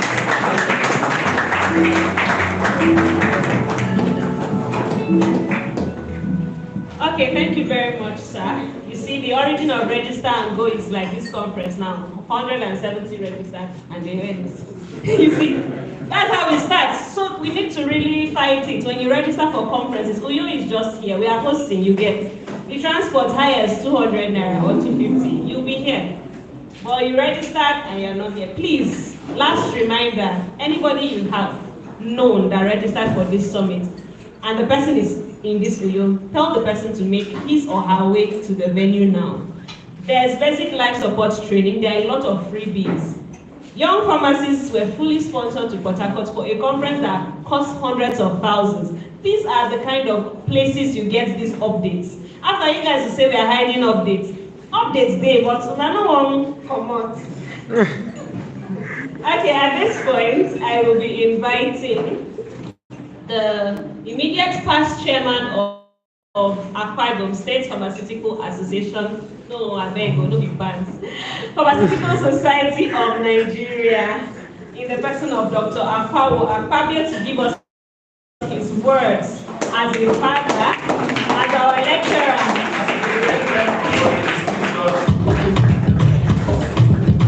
Don't stop clapping till he takes the mic. Thank you very much. The National Assistant Secretary here present, I believe it's in the capacity representing the National President. Yes, not the Director of Practical Services, but the Deputy President's House, which I guess supposed to be the chairman of this occasion. My colleague and colleague in Brayo were present. I believe that my chairman had welcomed you to Akwa Ibom State. For those of you who are not residing in Akwa Ibom State, welcome to the hub of hospitality and enjoyment. Not in the state. We have a commissioner for enjoyment, happiness. The idea is a hub of hospitality and enjoyment. Thank you very much, because it's good to leave the comfort of your businesses and your practices to unwind. One profession that does not give room for unwinding is pharmacy. I don't know why pharmacists refuse to unwind. They think of their buying and selling, but I feel very happy to be here, and I feel happy to be taught by a younger person. Christian, you did very, very well.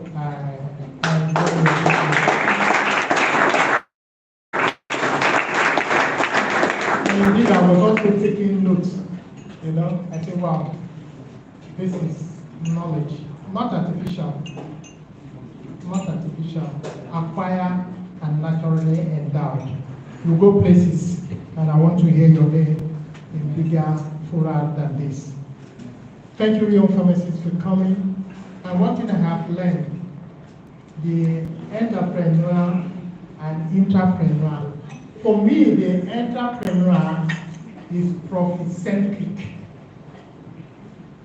From your words now, profit-centric. The entrepreneur just think about what to do to make profit. Whereas the entrepreneur is patient-centric and service-centric. You cannot be patient-centric if you don't have the service to give. And so thank you for bringing that out in the minds of the younger ones. When we were growing up and joined the profession, our own was how to get our first 750,000 naira to buy Mercedes 190. Then, just getting them done, the first thing is to look for Mercedes 190 to buy. Meanwhile, you're living in face me and face you. But thank you for the innovation that is coming in a dynamic form. Pharmacy profession is very, very dynamic. And that is why pharmacokinetic is key in pharmacy practice. You cannot talk about effects without the dynamics. And you cannot talk about patient center without thinking outside the box. So make good use of this opportunity. Enjoy yourself, unwind, make new friends, reconcile with your enemy if any, and catch your fun. Have a great day in Akwa.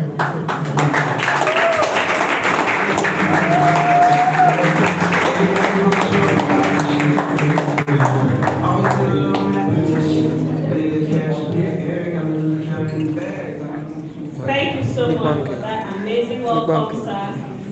On behalf of the pharmacists here, we really appreciate. Thank you. So I'm really glad about what I'm about to say because it shows that we were listening. So one of the young pharmacists here has a question for one of our speakers. And the question is for the SCPN chairman. Please, who is the person that had a question? Okay. Let me give the mic to him. Thank you very much, sir.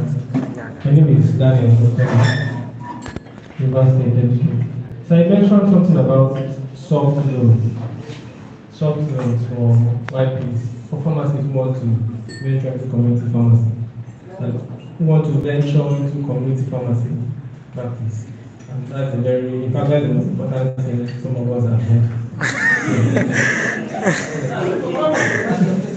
Soft loan. I have a question concerning the loan. It's very important.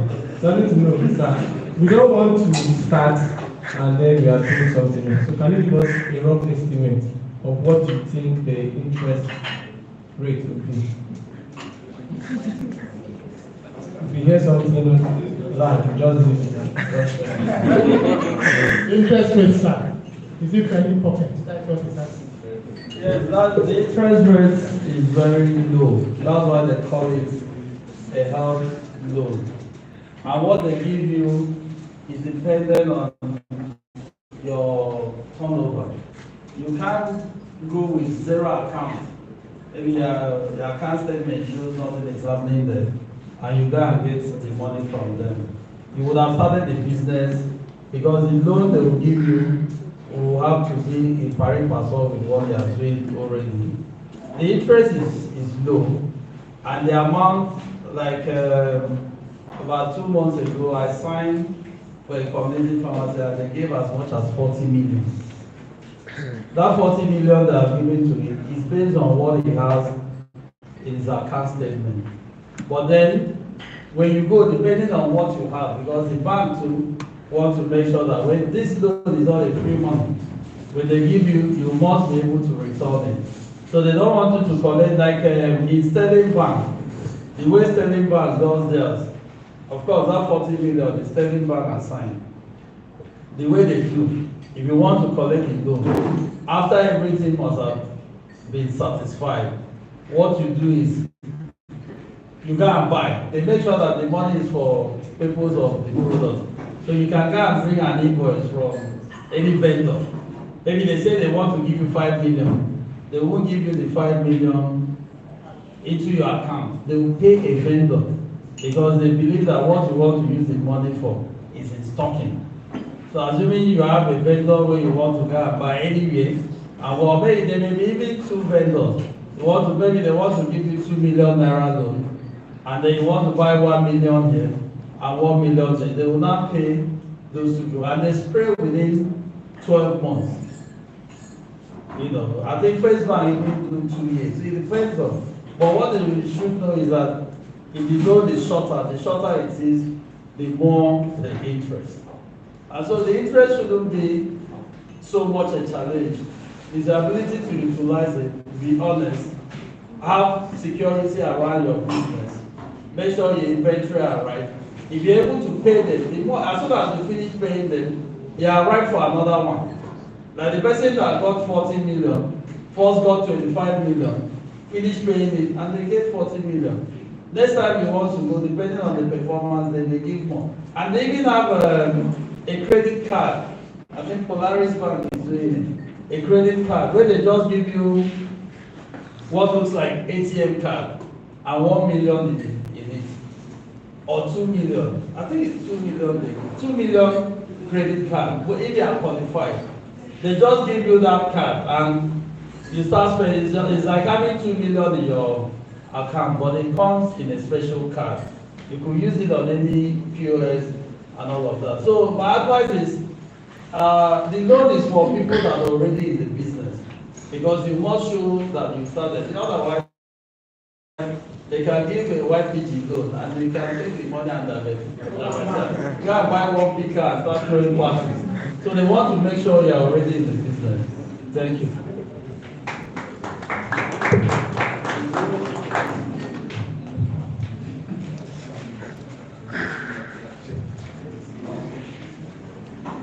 Okay, so on that note, if you have more information, you can pass through your leaders. We'll give you all the necessary assistance. If you need the loan, even if it's 1 million, 2 million, you go to any of those banks. Thank you, sir.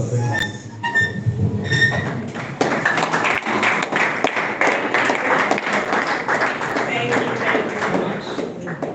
At this point, I will be inviting our second speaker, who is a personal development coach. He's a pharmacist, he's an author, and he's a very excellent person. His name is Pharmacist Samuel Mbo. One very interesting thing is that this amazing man is also my mentor. He's the first person that gave me textbooks for pharmacy school, followed up all my results to make sure that I was passing, and encouraged me in this journey. So he's an amazing, amazing, amazing man. If you like, come to this summit and go back the same. I'll not tell you to get value. Thank you very much. Thank you. I know how to do work. Thank you very much. Good afternoon, everyone. I will beg to observe the existing protocol. I want to appreciate my guys.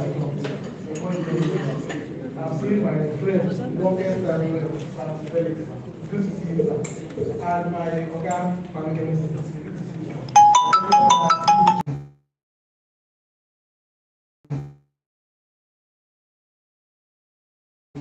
That's true. With everything that is used for your life. I am here to shock you that life will happen. That maybe you say I don't understand, but the truth is you didn't do what you ought to do beyond pharmacy school. I'm not saying everything you're taught in pharmacy school is not okay. You are good, but I'm telling you for the fact you are not going to see you through life. That's the truth. Okay? You know I'm saying this. You know, these things are not said. They won't tell you. Just pass your exam, get your family degree and go. But the truth is, when you graduate, that's when you know that means I have known I would have spent 30 minutes of my time to do something that will help me after math. And that brings us to the topic of personal development.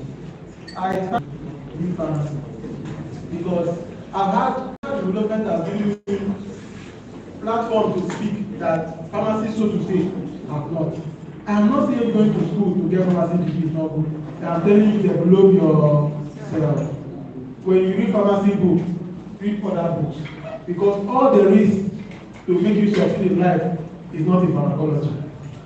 It is in psychology. Please, all there is to make you succeed in life is not in pharmacology. It is in psychology. In fact, let me shock you. One of the reasons why you hear people say adulthood na scam is because they thought that when they reach adulthood, they will still be treated and pampered like children. So you now see a full-grown adult still thinking that I thought they would still be sending me money. You're a grown man, you're a grown woman. What should have put money in you in your hands? You don't going to your work, maybe let's say you are doing 5 to 9 or 9 to 5 as the case may be. And after that salary, and after 2-3 weeks, money don't go. Personal development to keep money in your pocket all around. And there are young people that are making so much money. They still have pharmacy degrees. Like Pharmacist, I know he's making so much money. They still have pharmacy degree. Why? Personal development. Sir, all those things we know, is it pharmacist that taught you? So personal development is very, very important. And unfortunately, we don't think that we cannot be doing it anyhow. We talk about consistency. See, any fool can start anything. Any fool. Even mad people can start. I mean, when they, as soon as they lost themselves, say they don't enter road. It will take them consistency to one from here to Plaza, if you know where Plaza is. So in whatever you think you have started doing in developing yourself, you need to be consistent. Else, you are not different from the person that did not start at all. Are we together? Please, I'm going to create a lot of things for the shortest time I'm having it, so that when you go home, you are going to ask yourself certain questions that will make you take decisions that later in life you thank God that you came to this summit. And thank God we have students here, because this opportunity is we didn't have them.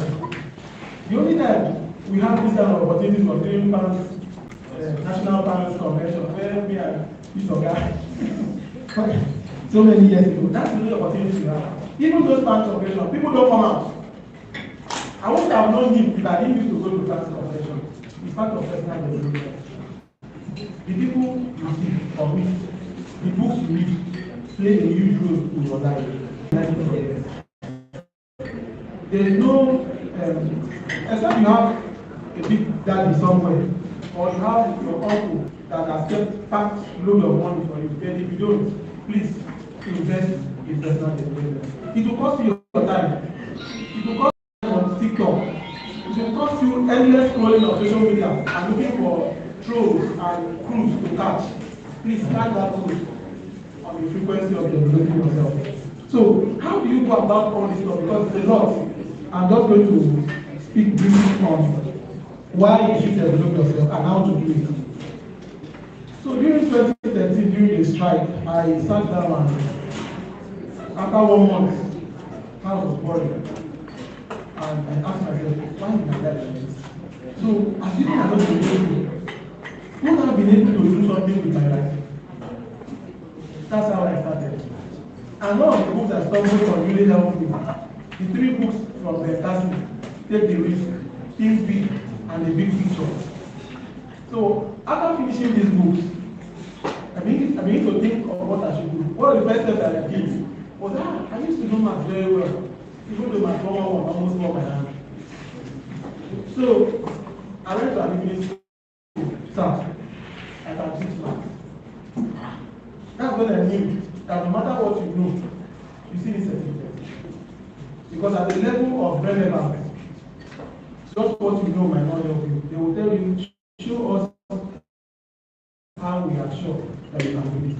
That's when they ask me, you need everything. I say, sir, just give me one practical for class. If you are not convinced. And they did. That's how I was able to start teaching personal development. I met a lot of people. Those people have helped me, I've also helped them. And one drastic thing happened. You know those guys are still going in that money to do this.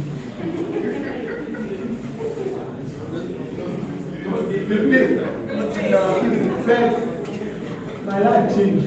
Despite that money, they did not pay me. My life changed. I was able to navigate that journey of staying at home. If I will, if those days, this step that you're seeing, like everywhere, AI. You know people are there. We're even looking for hard stuff to do. If people that were designing that time, they were not doing all those analog designing. You know people as it is now. So as a young person, as a student, man, you have everything at your disposal. You know that if you spend 1 hour reading a particular book, in 1 month, you must have finished maybe 2 or 3 books, depending on how long you are. And those books will help you. I learned negotiation skills not because I went to Harvard University, but because, in fact, what you don't know is inside the book that you have been to read. So every problem you are facing is inside the book. They know we will not read. We just fail our school and go after all. They tell you, face your school and go so that you will not fail. See, unfortunately, I have met people that fail out of school and have really done well for themselves. It does not mean going to school and scam is not. The truth is, you develop yourself. So, how do you develop yourself? And by the way, what is this personal development?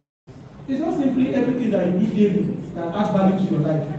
Everything. You're reading, you're meditating, you're thinking, everything that you do that adds value to your life. Meanwhile, other people are there making themselves underdeveloped. You know why? They are venturing into things that really value is supposed to do. So there is the opposite of personal development. The opposite of that is personal underdevelopment. So are they those things that you are doing every day? And instead of making you go up, you are going down. Think about it. So everything that you do, is it attending something like this? Is it in reading? Is it in thinking? Sometimes spend 30 minutes and think. Be silent for once. The world is too rowdy. There are a lot of noises around. People are speaking. Even if you are speaking to yourself, spend some time and meditate. In that state, my dear, ideas they flow. Most of my books, I've published 5. I still have 25 manuscripts. Most of my books, I write them when I'm silent. Like I can be on transit, the next thing, I'll remove my Google Docs, then writing. Because I have harnessed the power of staying silent. Then when 1 minute you are scrolling this one, 1 minute you are going to TikTok, before you know you are 30. Imagine if you are already 30 and the person that is president is president. In the next 10 years, you will be 38, and then your life has gone. Your life has gone. Like he said, they play. So you don't have any option not to do what you have to do in your life. Earlier this year, as if I knew that tech has entered pharmacy practice. Earlier this year, I don't know what when I'm going to learn data analytics. I've made my first video of learning teaching somebody. In fact, that my colleague is teaching the country. I've collected money for venturing into health analytics. Pick up a skill and learn it. Pay on it. When you see ads that are supposed to teach you something, don't scroll fast because it's not this in the cruise. Open it and check. Udemy is free. In fact, there's one school that has taught people more things than any structured school would have taught people. YouTube. If you come to that YouTube, you say, I have more than 500 downloads of something I'm supposed to learn on. It is intentional. Nobody will force me. Me, I know say I no one broke. Now why? Except you want to be broke. Because Satan does not fear people's face. Even rich men are afraid of Satan. Even rich men. Because they cry too. So find every opportunity to develop yourself. So how do you go about it? Have an objective. What do I want to grow at? What do I want to learn?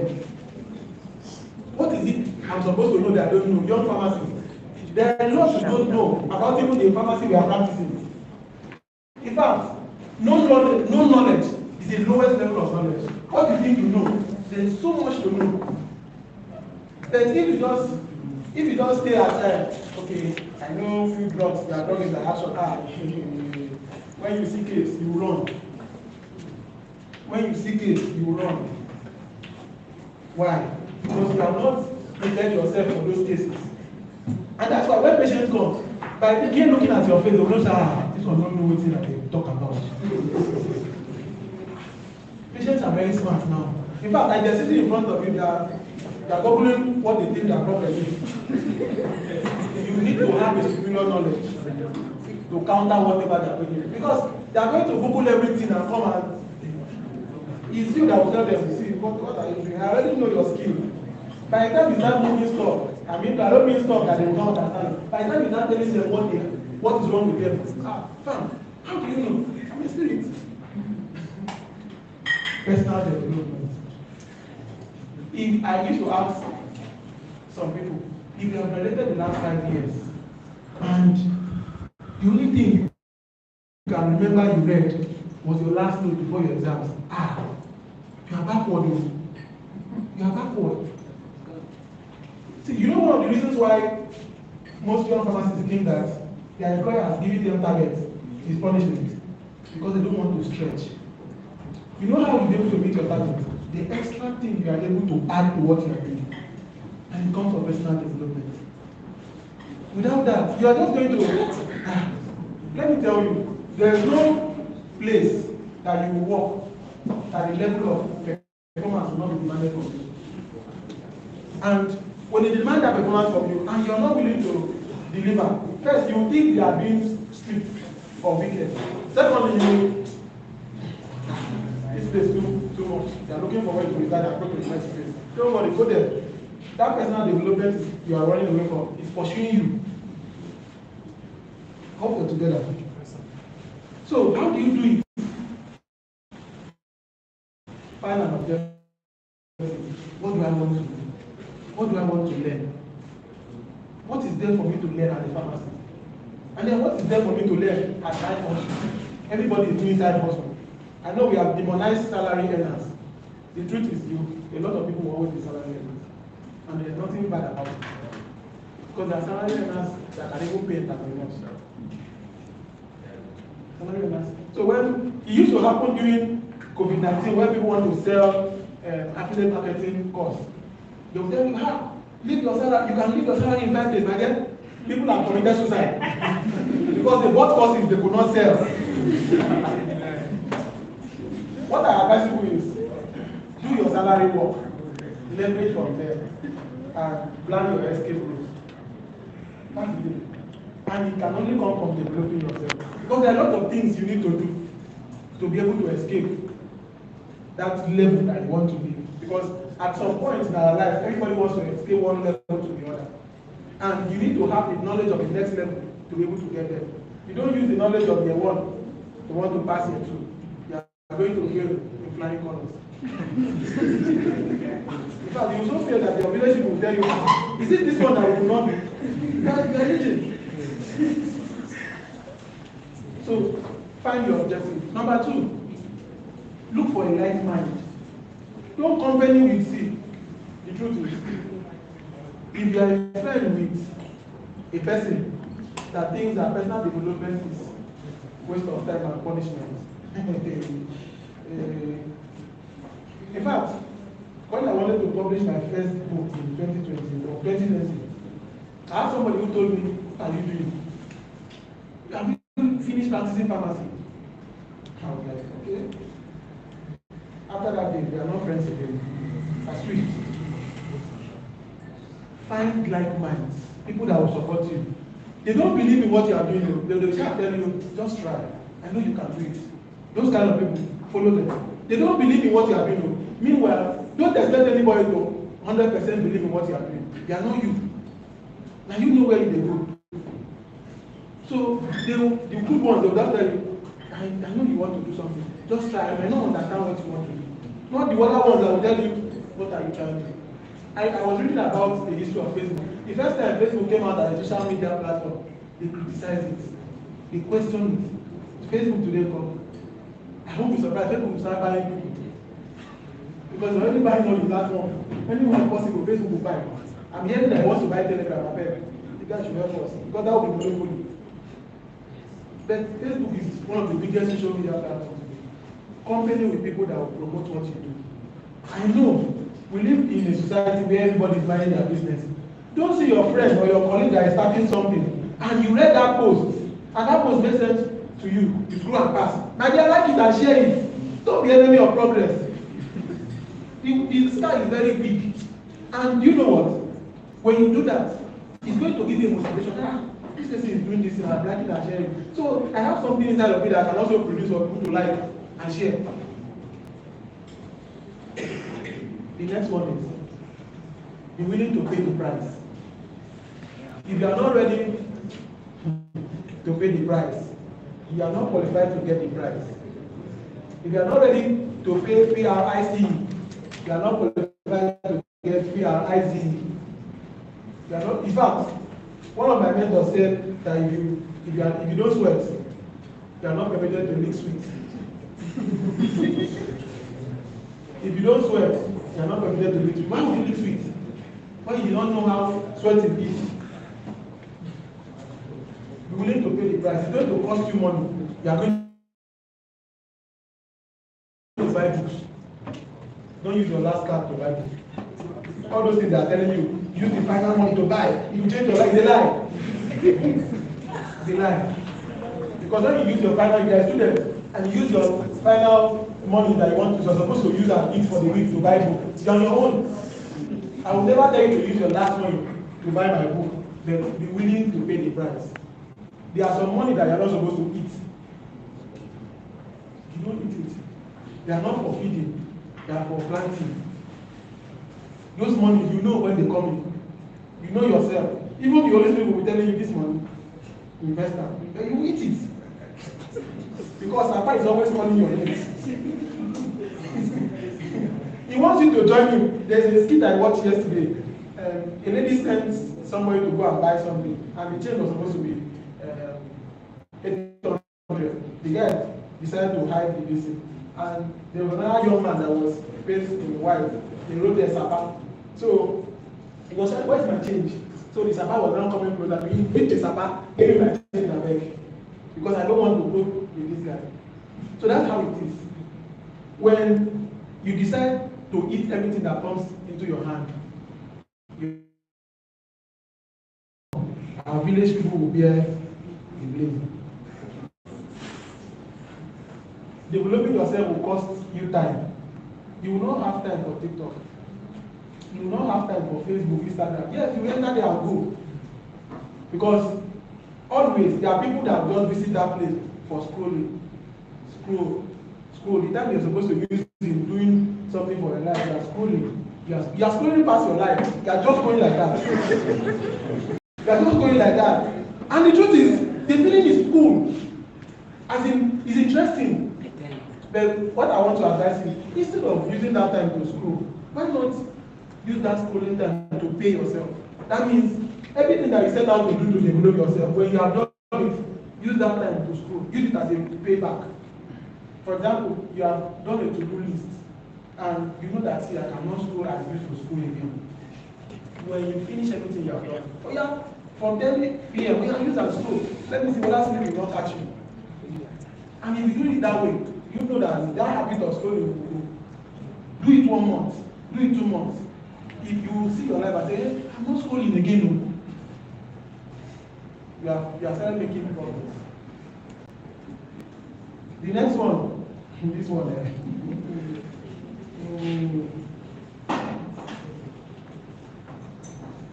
stay consistent. It's the most difficult thing in this life. Consistency. Very difficult.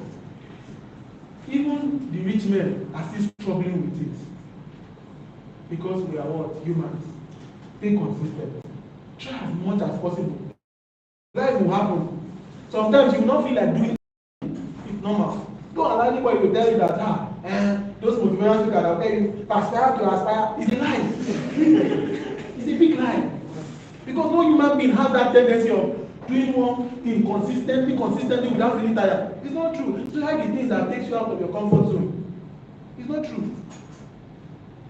But you know your goal. You have an objective. Stay consistent. And the reason why we tend to have issues with doing that is because we are always waiting for external validation. So people will wait for motivation, like, now you are charged up. When you go back home, hey! You will start writing, tomorrow I'm going to do this. Tomorrow I'm going to do this. My dear, calm down. Drink your water. but inconsistent. If you are not consistent, you will be lying for any good thing. See, your success in life is largely dependent on how consistent you are. But this one is a And whatever different you want to name.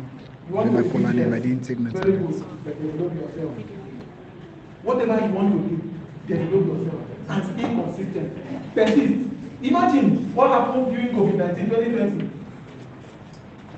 People never knew they could stay in their house for 6 months. Then they stayed. Why? They persisted regardless. No matter how much you like going out, you never go out during that COVID-19 because you are afraid that if you catch COVID-19 and your life will end. Stay consistent.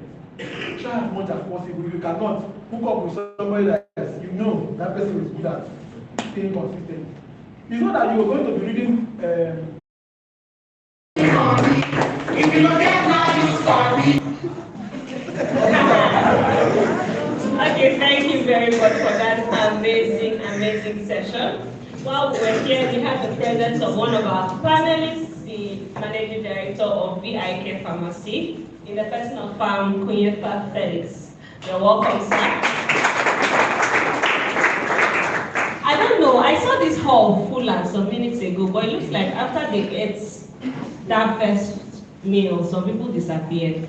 Tell them that the main meal is coming. They should come back. The main meal will only be for those that are here. And I will not tell you when the food will be served, but there is a lot to eat and drink.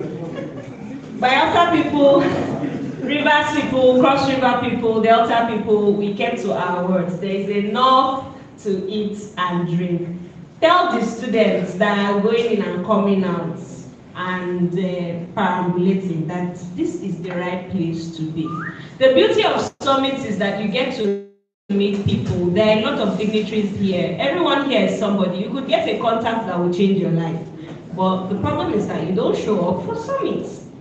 At this point, I will be taking reactions. Does anyone have a question for Pam Samuel? Does anyone have a question for Pam Samuel? Okay, there's someone. Pam dancing.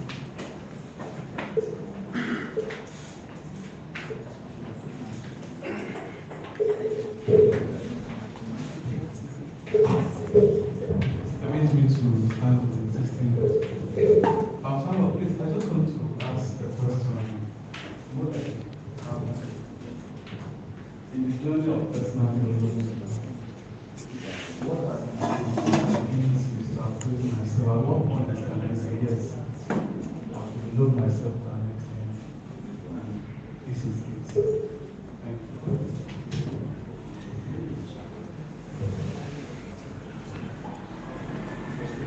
Thank you very much. And this has taken me to what I should have said, but I did not say it.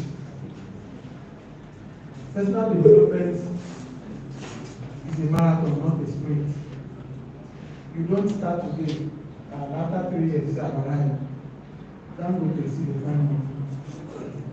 So you continually learn, you learn to die. You know why? You will still need that knowledge, even in your pleasure. So you learn continually. As you, even you yourself, while you are doing it, you know you are good. There is no how. It is almost impossible to invest in your personal development and don't know that you are good. There are things that you will do, you will be shocked at yourself. See, I used to be a very shy person. Very shy. Ask one, those are my classmates. Used to be a very shy person. Then see, I was talking in places that I didn't believe I should go.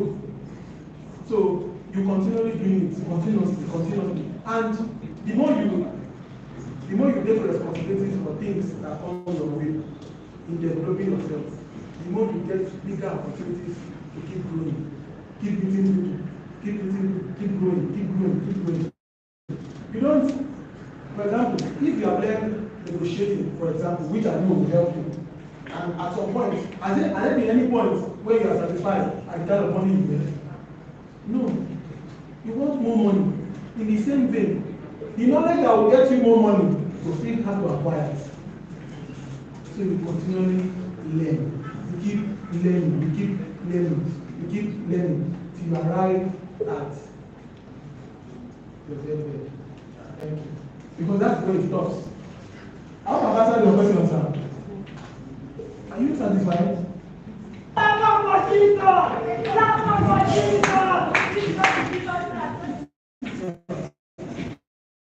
Okay, someone else has another question. Okay, good afternoon, everyone. I want to say thank you to the speaker. Thank you so much for the encouragement today. For me, each time I listen to this sessions like this, I'm always, as you said, motivated to, once I get my own, I like I will do it, but at the end of the day, nothing comes out. But I want to ask, as a student, thank God all of us we are pharmacists, we know how it is. How can I be consistent, like combining, you know, 11 courses, 15 courses, and with my personal development, just say something about being consistent. I remember I started graphic designs in my two and because of the kind of exams, I'm like, this is not for me, I'm online. So please, how can I like balance all this my profession and personal development? Thank you.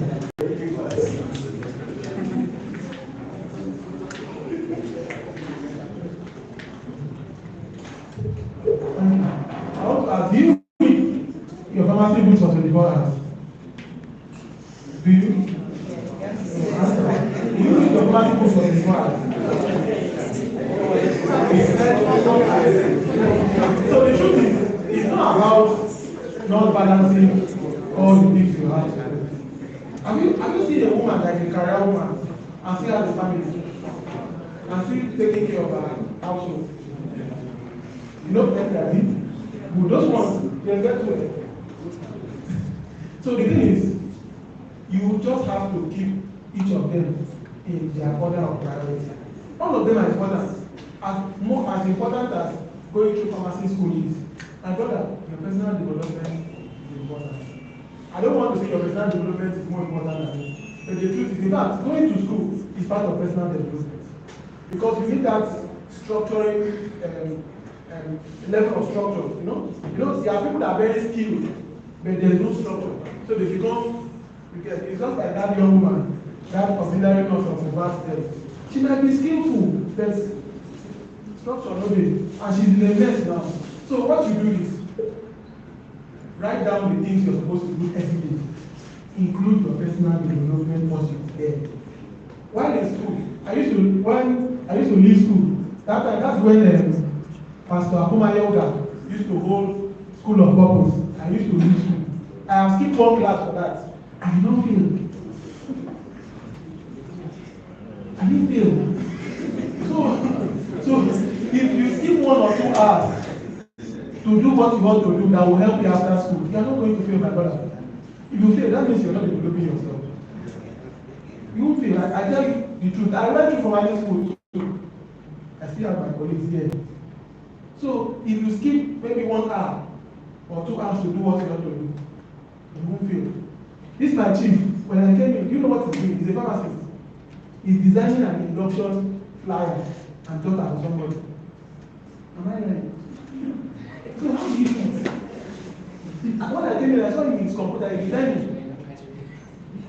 So what you want to do, another person has already done it and done it well and do it well rather.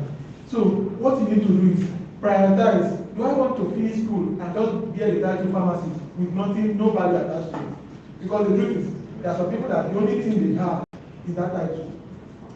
Unfortunately, there are many so that when they tell they call it Famo, they want to you like say you dey on top of the water.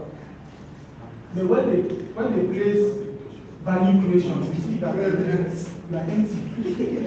Empty all the same. That's why we have empty people with fine boys, empty, fine girls, empty. Fine beautiful makeup, empty all the same. So you ask them, what's this one? What's this one? Nothing. So you know, I thought you had found. I have one. I met one during my NYC, but I thought you were fun. Even me, I shocked.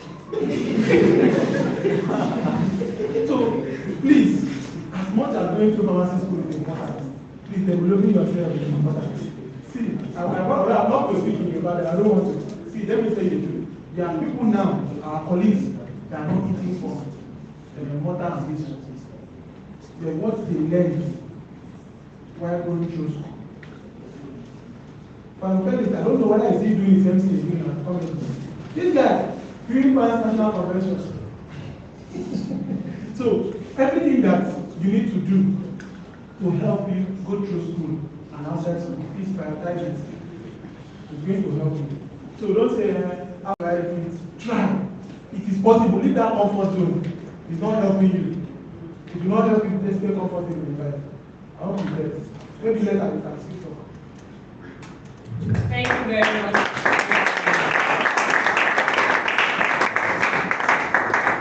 You see, the difference between people who succeed and people who fail are that successful people make efforts while unsuccessful people make excuses. Successful people make efforts, successful people make excuses.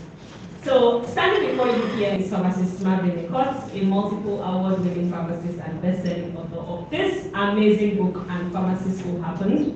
And I launched this book 4 months ago, and right now over 530 copies have been sold in 13 countries. This book was birthed in 2020 during the COVID-19 lockdown. What did I do? I looked at the fact that, yes, my kind of pharmacy school journey, I did everything because I asked myself, when I graduate as a pharmacist, I will have the license.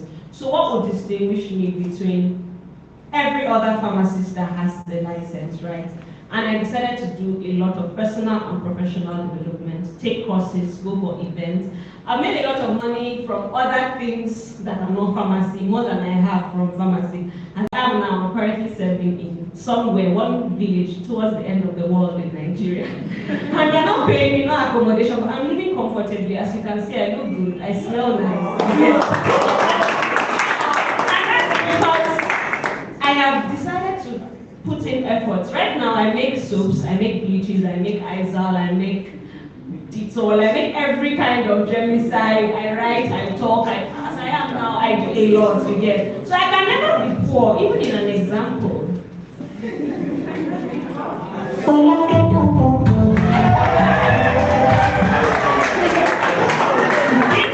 are going to leave, you're not calling everybody.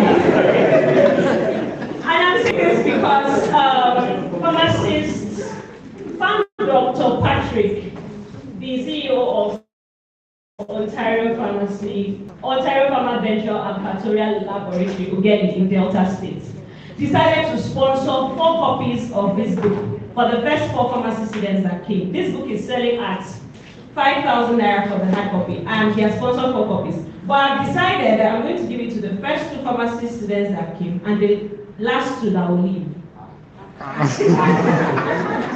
So if you want to get the book, that means you should not go.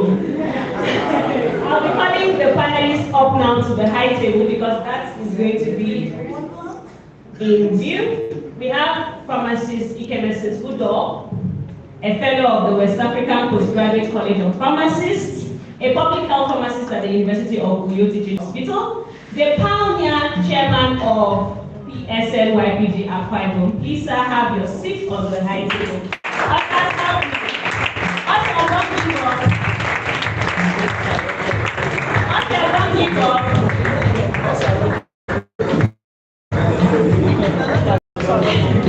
And the next person is pharmacist Konyefa Fest.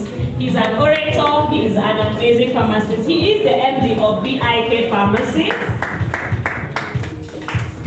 Clap now, you tell us. You know what to make it. These are people that have made it in life. I'm calling them out and you cannot clap. Ha. And I'll be inviting Farm Dr. Patrick Ehitare to the high table. He is the sponsor of the 4 copies. Clap now, clap for your sponsor. I will be inviting pharmacist Samuel Mbuk. He's an amazing man. He's the second speaker. He delivered a very amazing session on personal development.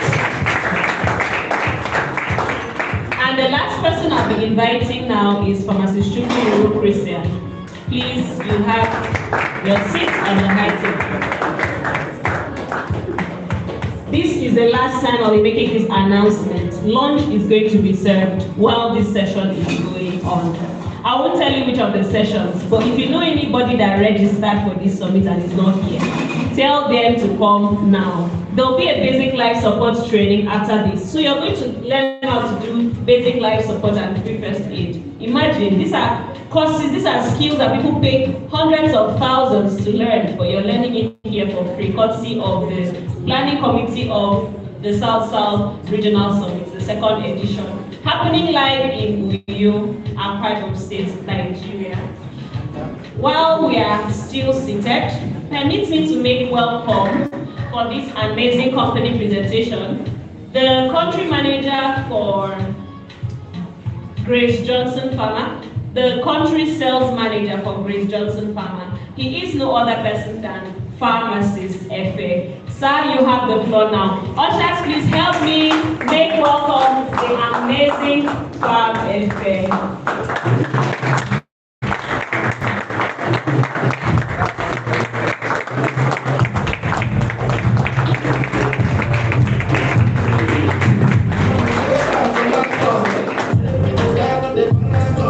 Yes, sir. Yes, sir. As men of honor, we join us. It's my pleasure to be in your presence today. My name is Pharmacist Efe Tobo Ejo. That's my better man, and I know that feels very well. I represent the National Sales Manager, Grace Johnson Nigeria Limited, and we are here to do justice to one of our products. Shortly, my colleague will take over. And after the section, any other question, we're free to ask us. Thank you so much. PSN. PSN. I know we are tired. We'll be hearing a lot of technical things. We'll be having technical knowledge, but I think it's not for the advanced entrepreneurship aspect of this. Why I use the word advanced entrepreneurship is, before I start the presentation of one of our products, I just want to say, to tell you people how the leaders of YPG have tried to integrate YPG into some companies, and many companies now understand and recognize the effort of YPG, and that is why you don't need to relent on what you are doing. Okay, my name is Raoul Afis from Grace Johnson Limited.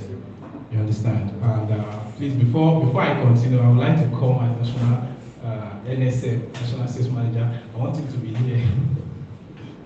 I want him to be here. The reason is this, yesterday we went to Calabar, and because of the bad road, we decided to use this fast boat, or run fast boat, something like that, understand? And when we are going, that's the first time I'm expressing that, including him as well, understand? So when I was coming back, he told me, Afis, I said, sir, you'll be the one to do the presentation. I didn't say anything. Do you know why?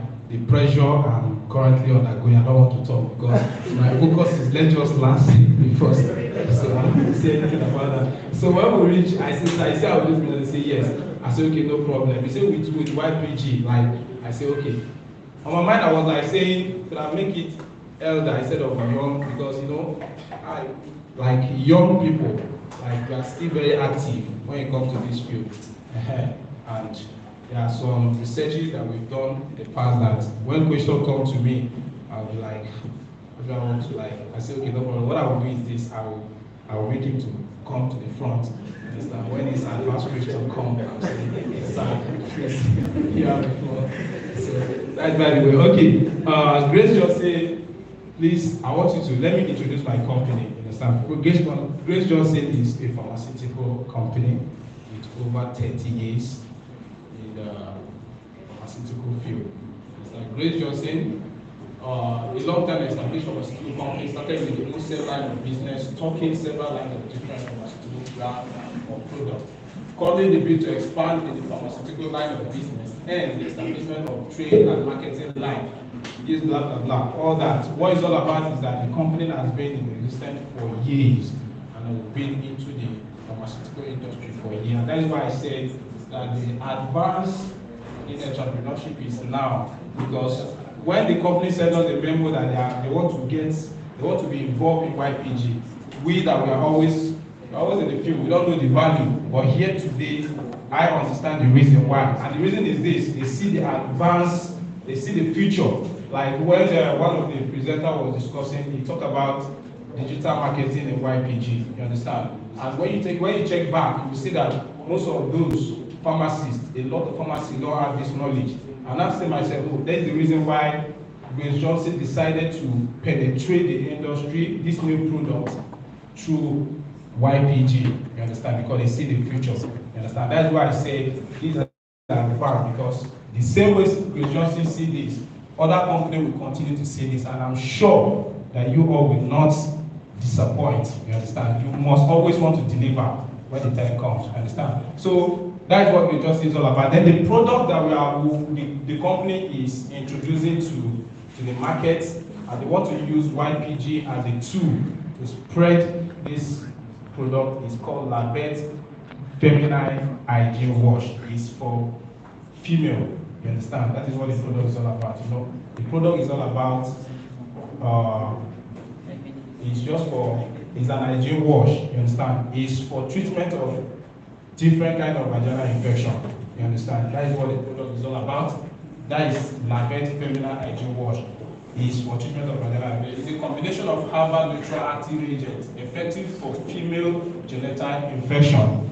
You understand? The product is a tool that pharmacists, they're supposed to use it and utilize the strength and the effectiveness of this product very well, because it doesn't have any side effects. You understand? It's made from neutral herbal extraction. It's a phytochemical drug. There's no side effect to it. Okay? Please to the next slide. I don't want to take time. Just 20 minutes. Okay. Now the ingredients, like I said before, is made from herbal extraction, and the ingredient is purified water, Centilla Echinacea, Zonal microfiber, and Vitex and Isucastro. I'm sure this is a professional environment, and what most of us want to hear is not what, but how. I'm sure we are just ready, and we have been writing, you know, we just want to like get how. I'm not after all this story of what it does, all the ingredients, made especially when it has to do with natural ingredients. You don't want to hear that. Just come to our professionalism and tell us how. You understand? So this is just what the ingredients for this product. And the product has been in the market for a while, but the company decided to use YPG to increase the market penetration, because, like I've said before, the company understands the value and the strength of YPG. Just like this. Now, this is what many of us want to. This is what we want to know. You understand? How? Our professionalism is not about what, but how. Now, the Labette Feminine Hygiene Wash, like I said before, that is for treatment and prevention of different kind of vaginal infection. Labette helps to prevent the traveling of sexually transmitted bacteria, such as chlamydia, staphylococcus, E. coli, and candida in the vagina into the primary sexual organs, which are the urethra, the cavity, the vulva, while maintaining the pH level of the vagina. Now, what this means is this: what Labette does is to maintain the pH level of the vagina. You understand? Vagina on its own has this ability to fight against dangerous bacteria. You understand? And through lactobacilli, that is how he does it. But lactobacilli cannot be effective when the pH level is altered. I don't know if you understand. And this is when I say it's for preventing, this is why Labette comes in. It always it will maintain the pH level of the vagina, then it will promote the proliferation of lactobacilli to restore the vaginal normal flora. You understand? That is what it does is just to maintain the pH level of vagina and promote the proliferation of lactobacilli, which is the natural, like what helps vagina to fight its organism, dangerous organism, is what we call it lactobacilli, and that is how Lavent does its function. I don't know if I'm communicating. Okay, and that is why, like 3.8 to 5.8, I'm sure we are content with this. That is the pH level of normal pH level of the vagina. Understand? So, proliferation of lactobacilli to enhance the vaginal floral balance and overall the health. In as much as the pH level is normal, the lactobacilli keep growing and it fights any dangerous organisms. You understand? And that is what Lavent does, and that is why Lavent is important. You understand? Next slide, please. Okay, there's something I didn't mention. There's this effect in Lavent. It has a tightening effect, vaginal tightening effect. You know, like I said before, when we try to talk to a pharmacist concerning this, or even not, let me not use pharmacist, like normal layman, like that doesn't know how drugs work. When I try to talk to you, I mention this particular, when it comes to this particular area, do you know what they do? They laugh. Even when you try to talk to a doctor, they laugh because they think it's something that you cannot achieve. You understand? But Centilla exotica, it contains this collagen, and this is why Lavent can be able to contract the vaginal muscle to its normal. Let me say, for example, let me use childbearing. You know what those women, what they passes through, especially first, second, third, you know. And if you have knowledge of Lavent, okay, this will help you to maintain that particular area because the ingredients will help to control the elasticity of vagina. And that is why they say, can Lavent film it? And the answer is yes, it can, because of what? Collagen. Okay, please, next slide. Now, the next question is, who needs Lavent? I don't want to take your time because I know we are all tired, including me, that I'm speaking to you here. So I want everything to who needs Lavent? Suitable for all females from age 15 years except pregnant women. Okay? Only for now, Grace Johnson, they will not be able to like say, oh, Lavent is suitable for all. You understand? Because of the research, Lavent is only suitable for 15 years except pregnant women. Ladies after childbirth, just like what I've said before, they pass through a lot of things during that process. They want to check this, what is it called? Like checking of these cervix, like 2 cm, 3 cm, 4 cm. That process, apart from the entering of the vagina, like making it to expand, there are a lot of dangerous, let me see, the type of infection, because the doctor Anglo will pick a pen. After that, to insert to check, we drop, we pick again. During that process, they are prone to what? To have infection.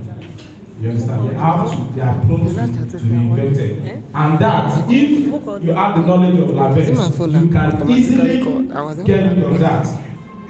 After a child bearing, 1 month later, start using Lavent. And it will help to restore your pH level and to start fighting all those dangerous organisms. Next slide, please. Okay, now what will Lavent brings? Like I said before, this is just explaining the kind of detailed explanation of the function of Lavent. Converting bad vaginal odor, hereby promoting healthy vagina. Now, when you are using Lavent, you understand, this first aspect, healthy vagina, is the most important thing. When I say it's for prevention, I'm not exaggerating. when you use Labet, let me say for example, after menses, we are aware that menstrual blood alter pH level of a vagina.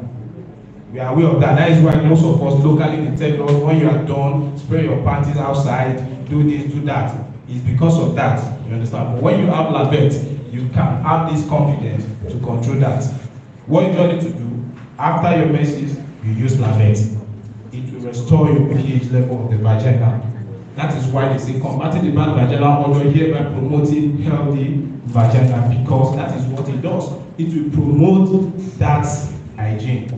You understand? Like many of us, they do tell us that after our menses, you use soap, use water. Some people go as far as using antiseptic to wash their vagina, and it's very bad. I don't need to explain that. Then the next one is restoring vaginal supplement and eliminating vaginal dryness.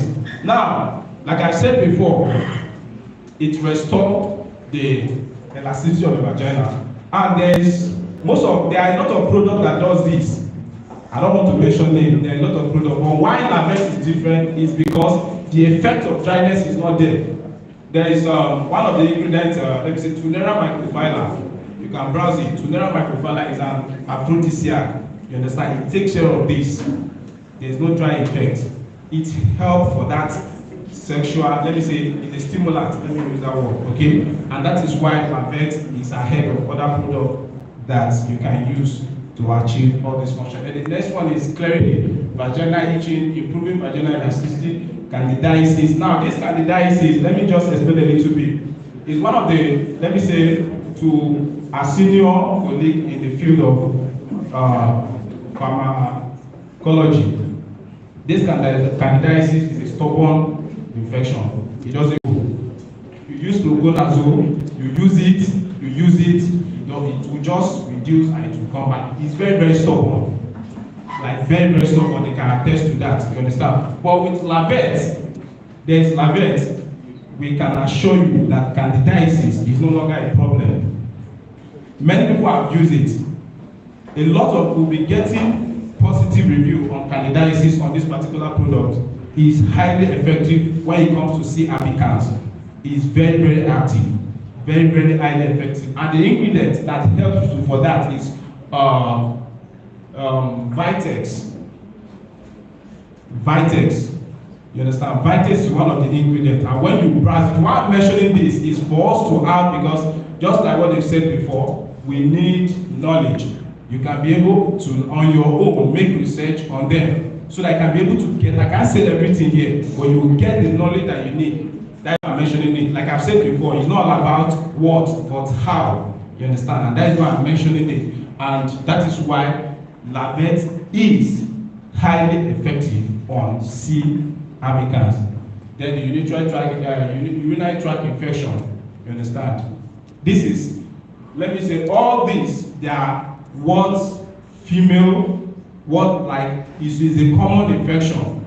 Is a common infection. But when you have Labet, it serves as 2 in 1. One is you will be using it as a preventive measure, and you can still use it to treat yourself. Next slide, please.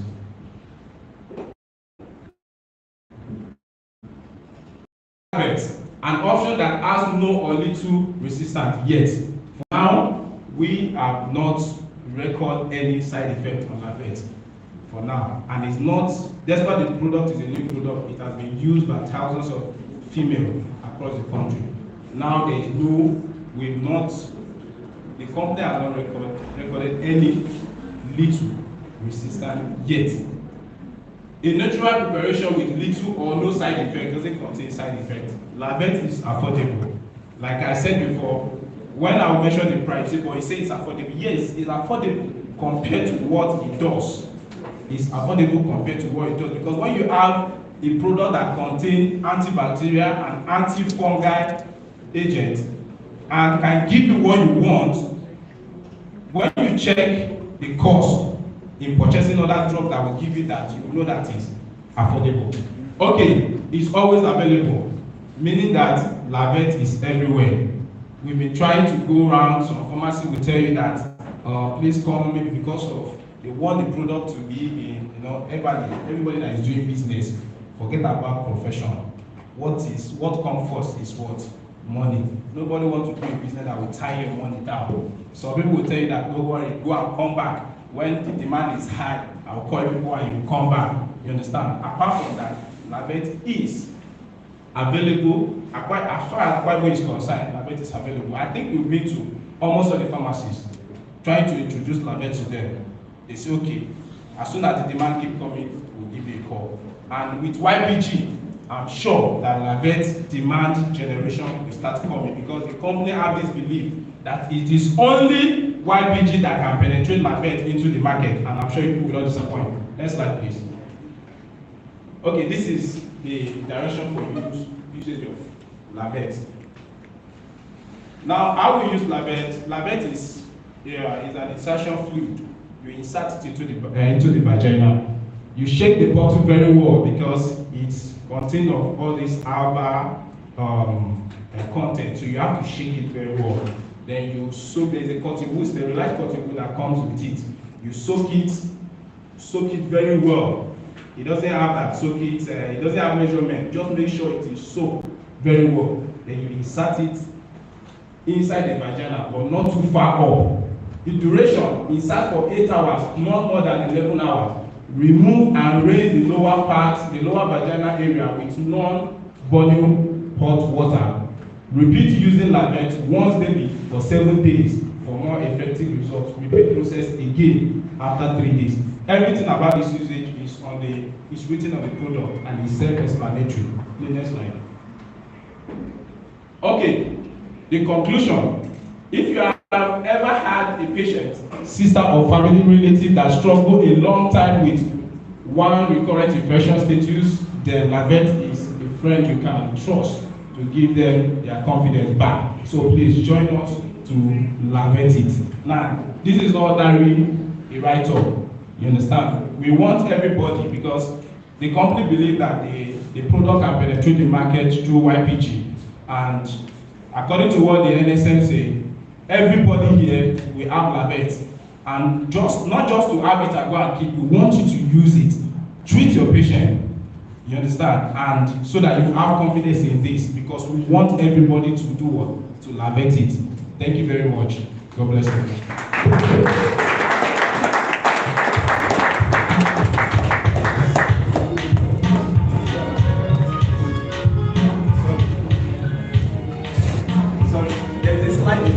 Maybe I was just trying to rush things. I don't want them to give me time. Okay? You know, overstay your welcome. Carry your load, come on. This is one of our products. It's one of our product basket, AB12 Club, and I'm sure some of us, a lot of us, we are aware of this. So without wasting your time, I would like my NSM to just talk about this. Thank you so much. I'll spend a honor once again. Okay. I think this is just one of our products, and I know this is very common. A lot of us know this already, but I still feel we should just say one or two things about it. You know, because the essence of summits, conferences, gathering is public. Like our life coach told us, you keep learning every day. Even me, I'm here to learn. So I want to be imparted as well. Okay, now, AB12 Plus we know already as hemoglobin. We normally call it the 3-in-1 formula. I would say 3-in-1, we mean a multivitamin, a blood builder, and an immune booster. We say a blood builder because it has hemoglobin. And we know that hemoglobin is one of the most vital molecules for blood building, right? Now, when you talk about multivitamin, it ranges from vitamin B1, 2, 3, 6, 9, 12, lots of vitamin, fortified with vitamin A, vitamin D, vitamin E. And you agree with me that if any molecule has such volume of vitamin, it is a multivitamin. I'm sure that's where the name came from, multivitamin. Now, it also has selenium and zinc. In the time of COVID, we know that zinc was a big boy. Is it not? Everybody was looking for zinc in time of COVID because they want to prevent whatever is preventable. Now, that's why we say it's a 3-in-1 formula. Now, you will wonder why is the company talking about this product when we already know the conventional HBF plus, red and black. Now we are coming with the plus. Why the plus? You know, every product has one or two limitations. But as companies continue to do product remodification, product redevelopment, they begin to say, okay, fine, what more can we do to improve this product? And that's why it's a plus.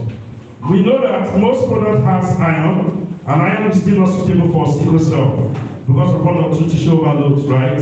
But HBF plus is suitable for sickle cell patients, even if it contains iron because the ions are chelated. And you know, chelated ions are the purest form of iron that is acceptable and easily absorbed with the highest level of absorption. Okay? Now, it also has, we talked about selenium. The selenium is L-isomers of selenium, which is also another pure form of selenium. Some of us who are still students here will say, this man have come with farm chem again. They say, no, that's one area we know we do like ground, like wall, like pass, like forget, like wrong. How many of us have done that? For me, I did that in pharmacy school. I ran. If you could ask me MSc in chemistry, I will not take. Ask me PhD in chemistry, I will not take. Because it's not something I really enjoy in my school days. Okay? Now, we also talk about the zinc. Zinc also zinc gluconate, another just pure form of zinc. If you Google more about zinc gluconate, you know that it's a very good form of zinc. So you see that this product, we normally will say, why strike 3 times when you can strike once?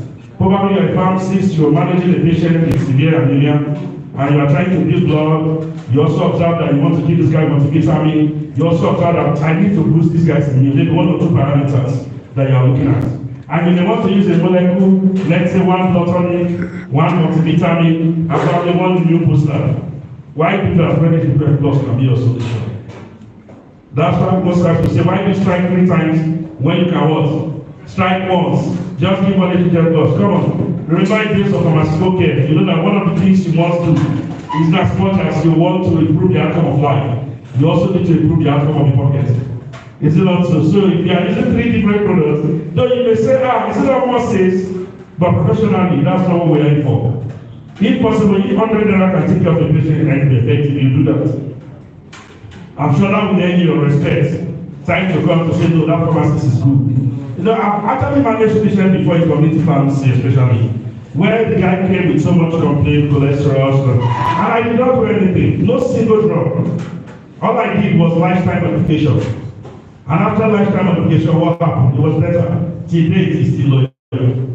So you understand? So it's not every time that you must sell. Mind you, I'm not sure we are traders. We are professionals and not traders. In as much as we want to make profit, but we are still professionals. So you don't need to use 3 different molecules because you want to give the man the MP so much money. Why you can use what? 1 HBF plus and get it done. So, ladies and gentlemen, presenting to you again once more, HBF plus and Larette. I don't know any questions so far, so we can just look at it. Thank you so much.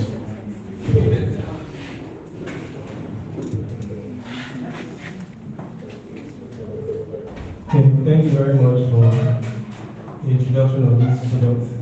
My name is Daniel. I have 20 questions. I'll just answer. Each of the questions will bring more knowledge. So ask. Now, if I look at the ingredients of the vet, they are mostly about. All about, not food. Yes, okay, we all have them. I know too much research. I think what they said about the drug, you will see how safe some herbal products are contributed to the market and so many herbal products. And so claim they cure everything. So I'm personally scared of herbal products. So we know that most disease conditions that women treat, we take tablets and they also use this. So I want to ask, how safe is this in combination with regular tablets? Okay, and I would also like to throw more light on the tightening aspect. Yes, because if you have done a little research and I've seen that this cellular acetic actually helps to tighten the wall. The wall, it doesn't tighten the wall, it makes the wall stronger. So it's too more effect. No problem. But I know there are 2 different things. No problem. Thank you very much. Please let's ask the question. So we can just do general response. I'm noting down the question. Any question or further questions? Any question? Feel free to ask your questions now. We are professionals now. Ask questions that will help others. You ask a question. Okay, there's someone at the back. What is this?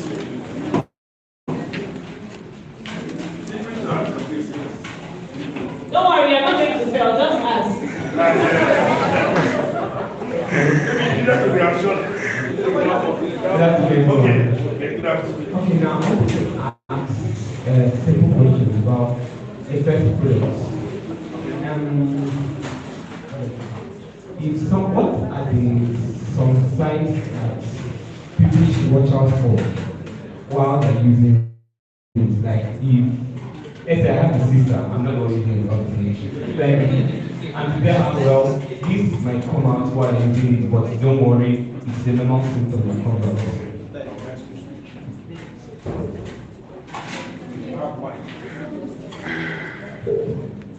My question is, general dieting, does it apply to everyone that uses the products, or it varies depending on the person? Or No, it's not. It's only for. It's not for pregnant women, but everyone that uses organic. Say it directly to me, sir. Good afternoon, sir.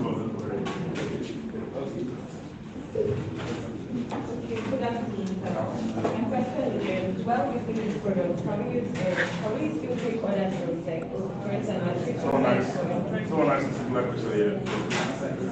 So nice. Okay, there's a Please ask questions. Good afternoon.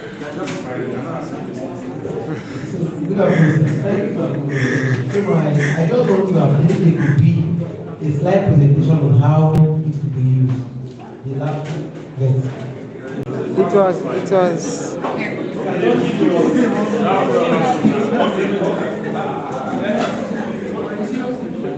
Okay. Yes. Thank you so much. Thank you so much. Thank you so much. I believe when you ask questions, you ask to know. And asking questions is a form of enlightenment. Okay? Now, the first question is the person who asked the question was asking about how safe, right? yes. If I got that right. That was about how safe, you know. If you check the product very well, it has NAFDAC registration number. And one of the first things NAFDAC do, especially for herbal preparation, NAFDAC will say they will first of all do their toxicity testing. Are you getting it? If there's toxicity testing done on the product and there's no form of toxicity present in any of the API combination, the finished product, then the product is it.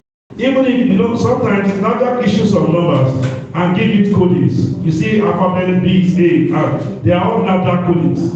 You know, NAFDAC don't really hold claim for whatever indication you have stated for the product.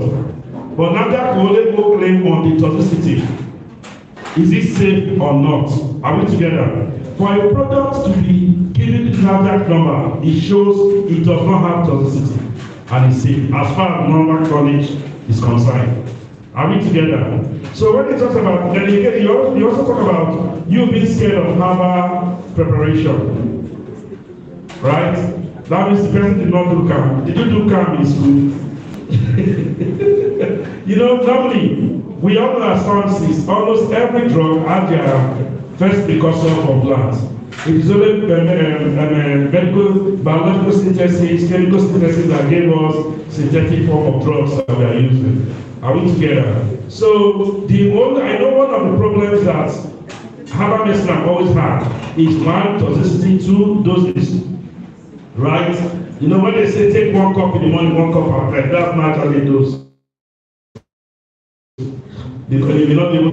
But for this product, which is already a finished product, has gone through several researches, and researches are still ongoing. You can see that when it was presented, he said it was not safe for pregnancy, right? Because we are not done with the pregnancy clearance. We still have gynecologists who are still understudying the product. You know, there's still continuity in studies. Even 20 years, 30 years, when it was presented, he said no side effects yet. That doesn't mean there's no side effects. until somebody will come up one day and tell us, I use this and this was what I got. Okay, if I'm to join it with the person who said, what are we to expect when we use it? Someone asked a question, right?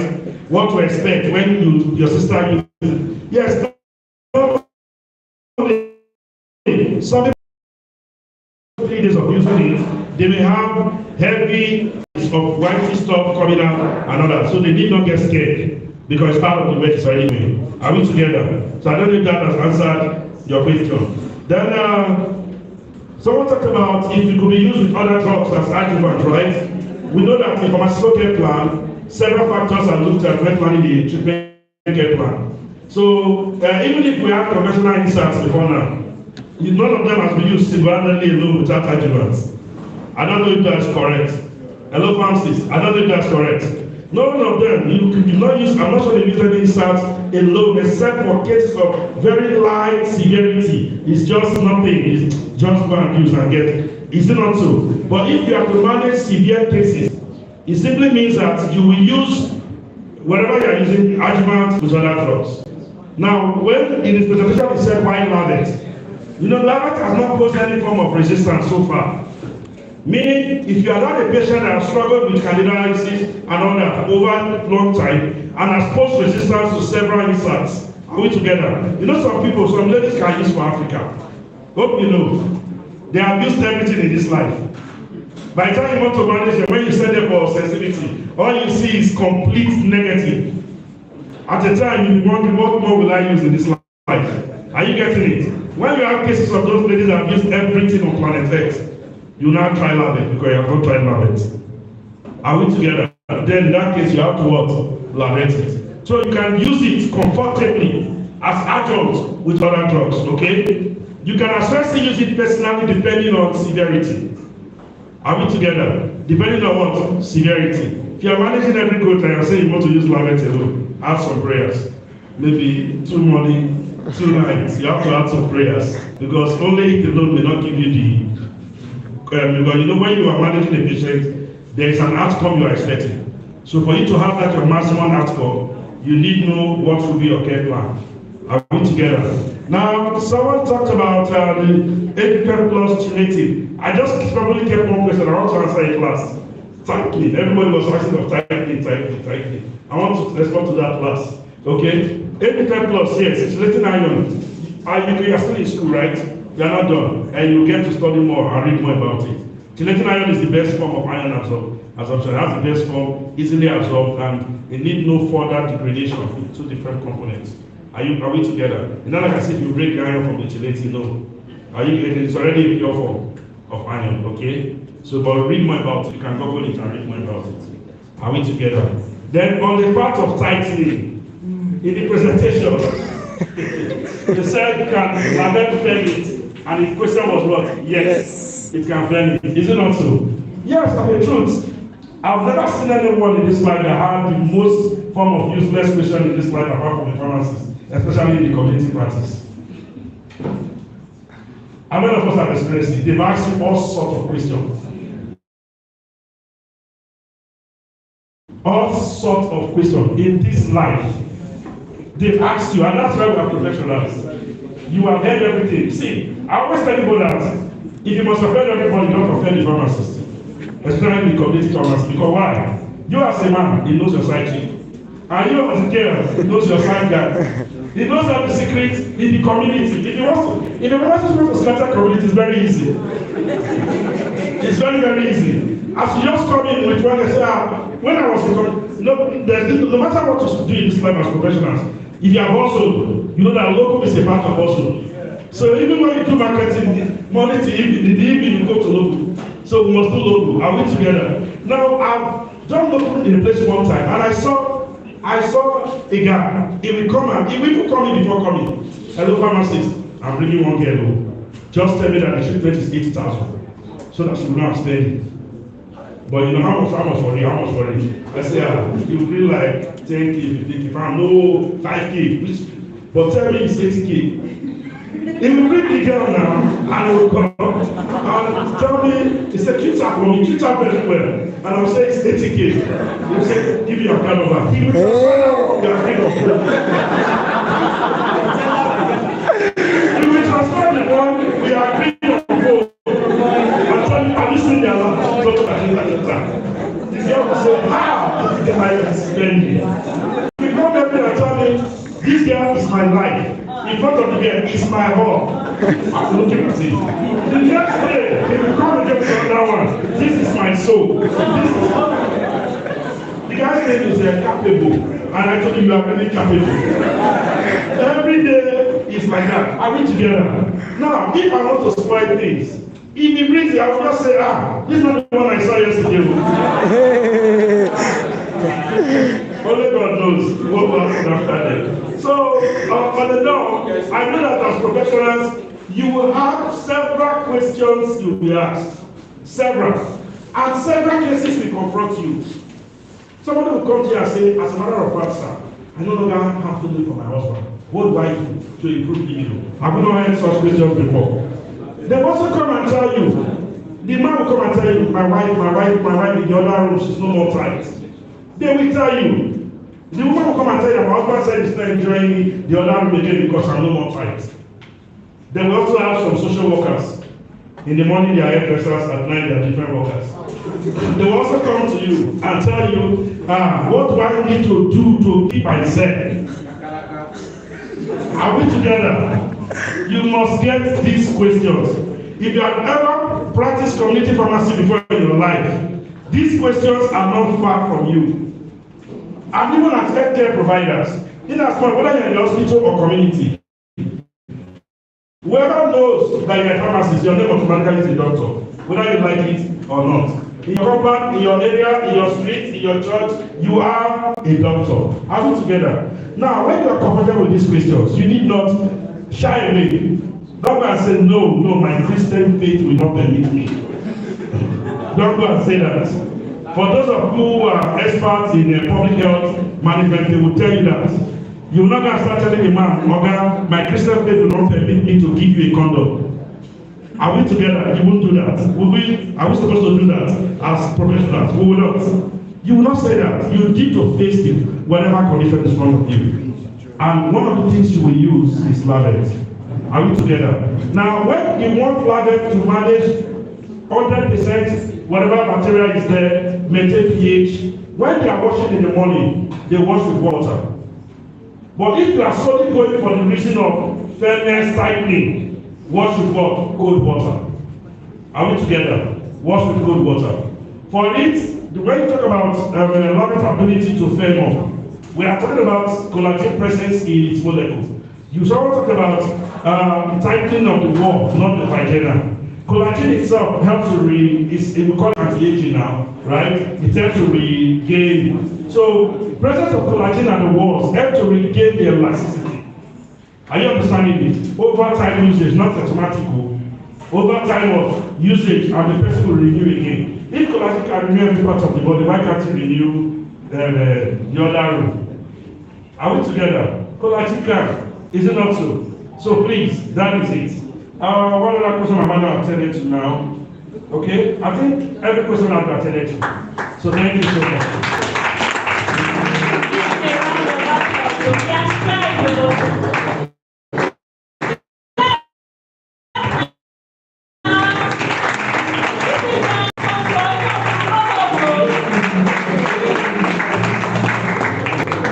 Thank you very much, sir, for that wonderful one.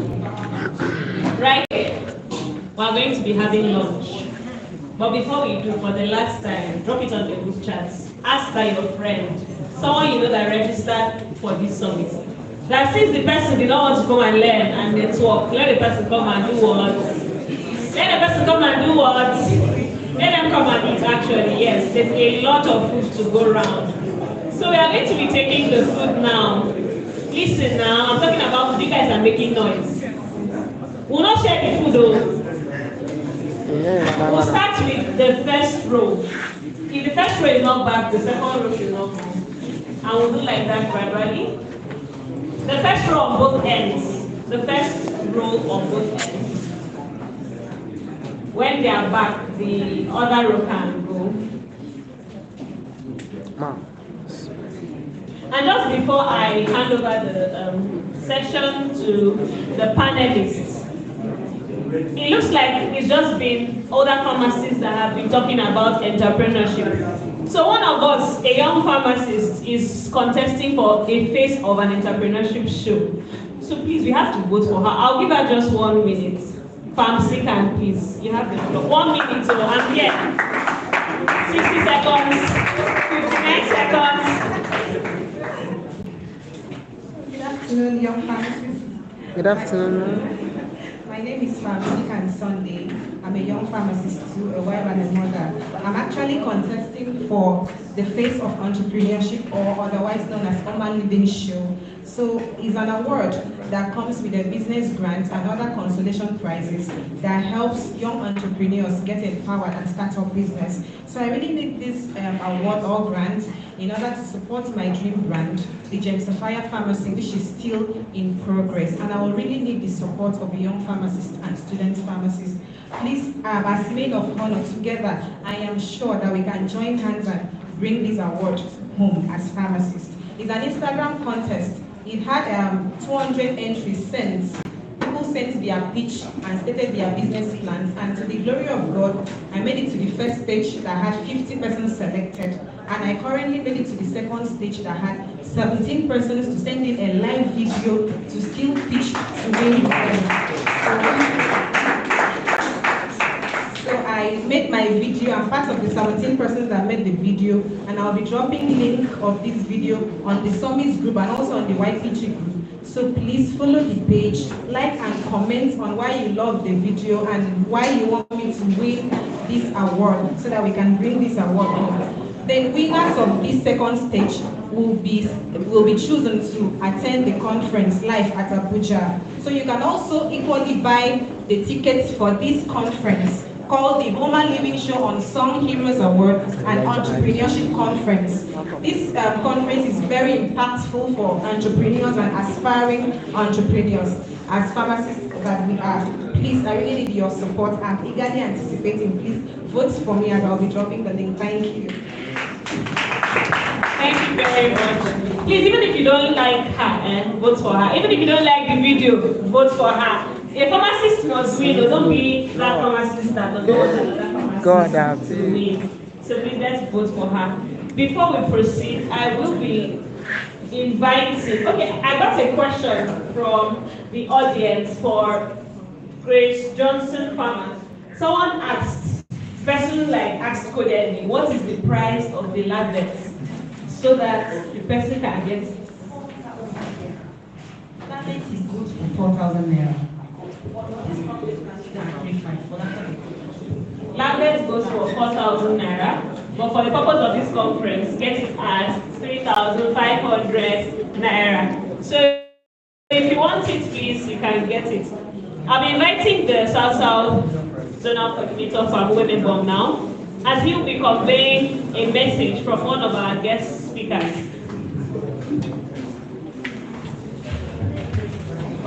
All right, once again, good afternoon, everyone. I'm beginning to appreciate the turnout. It's indeed okay. But I want to ask a question. Where were you guys in the beginning of the summit? Because you must have missed a whole lot of speakers' messages. So in spirit, she's there with us, and she loves to be identified with the Garden of Young Pharmacists. And you people should have a good stay and learn what you have to learn, and everything humanly possible that she is always with us. Thank you so much. Thank you. Thank you so much, Esther Mana, for that. Thank you, Owen, for delivering. We'll be moving right away to the panel session, and for the want of time and lack of it, we're just going to be having three questions for our panelists. And the way the panel session is going to go, all of them are going to answer the 3 questions. Please let's not make noise so that we can hear them. We are just supposed to eat and our mouths are supposed to be moving with food, not with talk. Okay, thank you very much. So the first question is, how is innovation reposition us as pharmacists?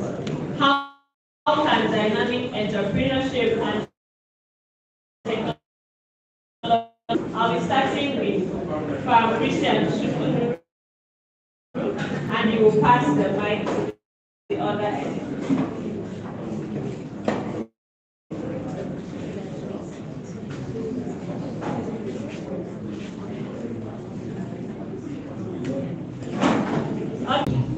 Going by the inflation rate, experiencing Tinubu, and every other factor that's really bedeviled the pharmacy profession in Nigeria, and all the competitors and competitions we need to deal with. So, going into the space, becoming a pharmacist or a community pharmacist or whatever part of pharmacy you want to endeavor into, you must apply all that you've learned today. I think Psn mentioned a lot about branding, and Pharmacist Samuel talked about personal development and mentioned consistency.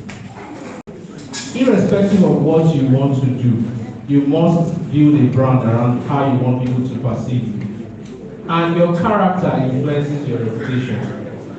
So, taking that into being a dynamic, resilient entrepreneur, you must have a brand. This brand should be able to stand the test of time. Talking about your brand, for example, when Samuel was talking, he said a lot of persons want to scroll frequently. I scroll.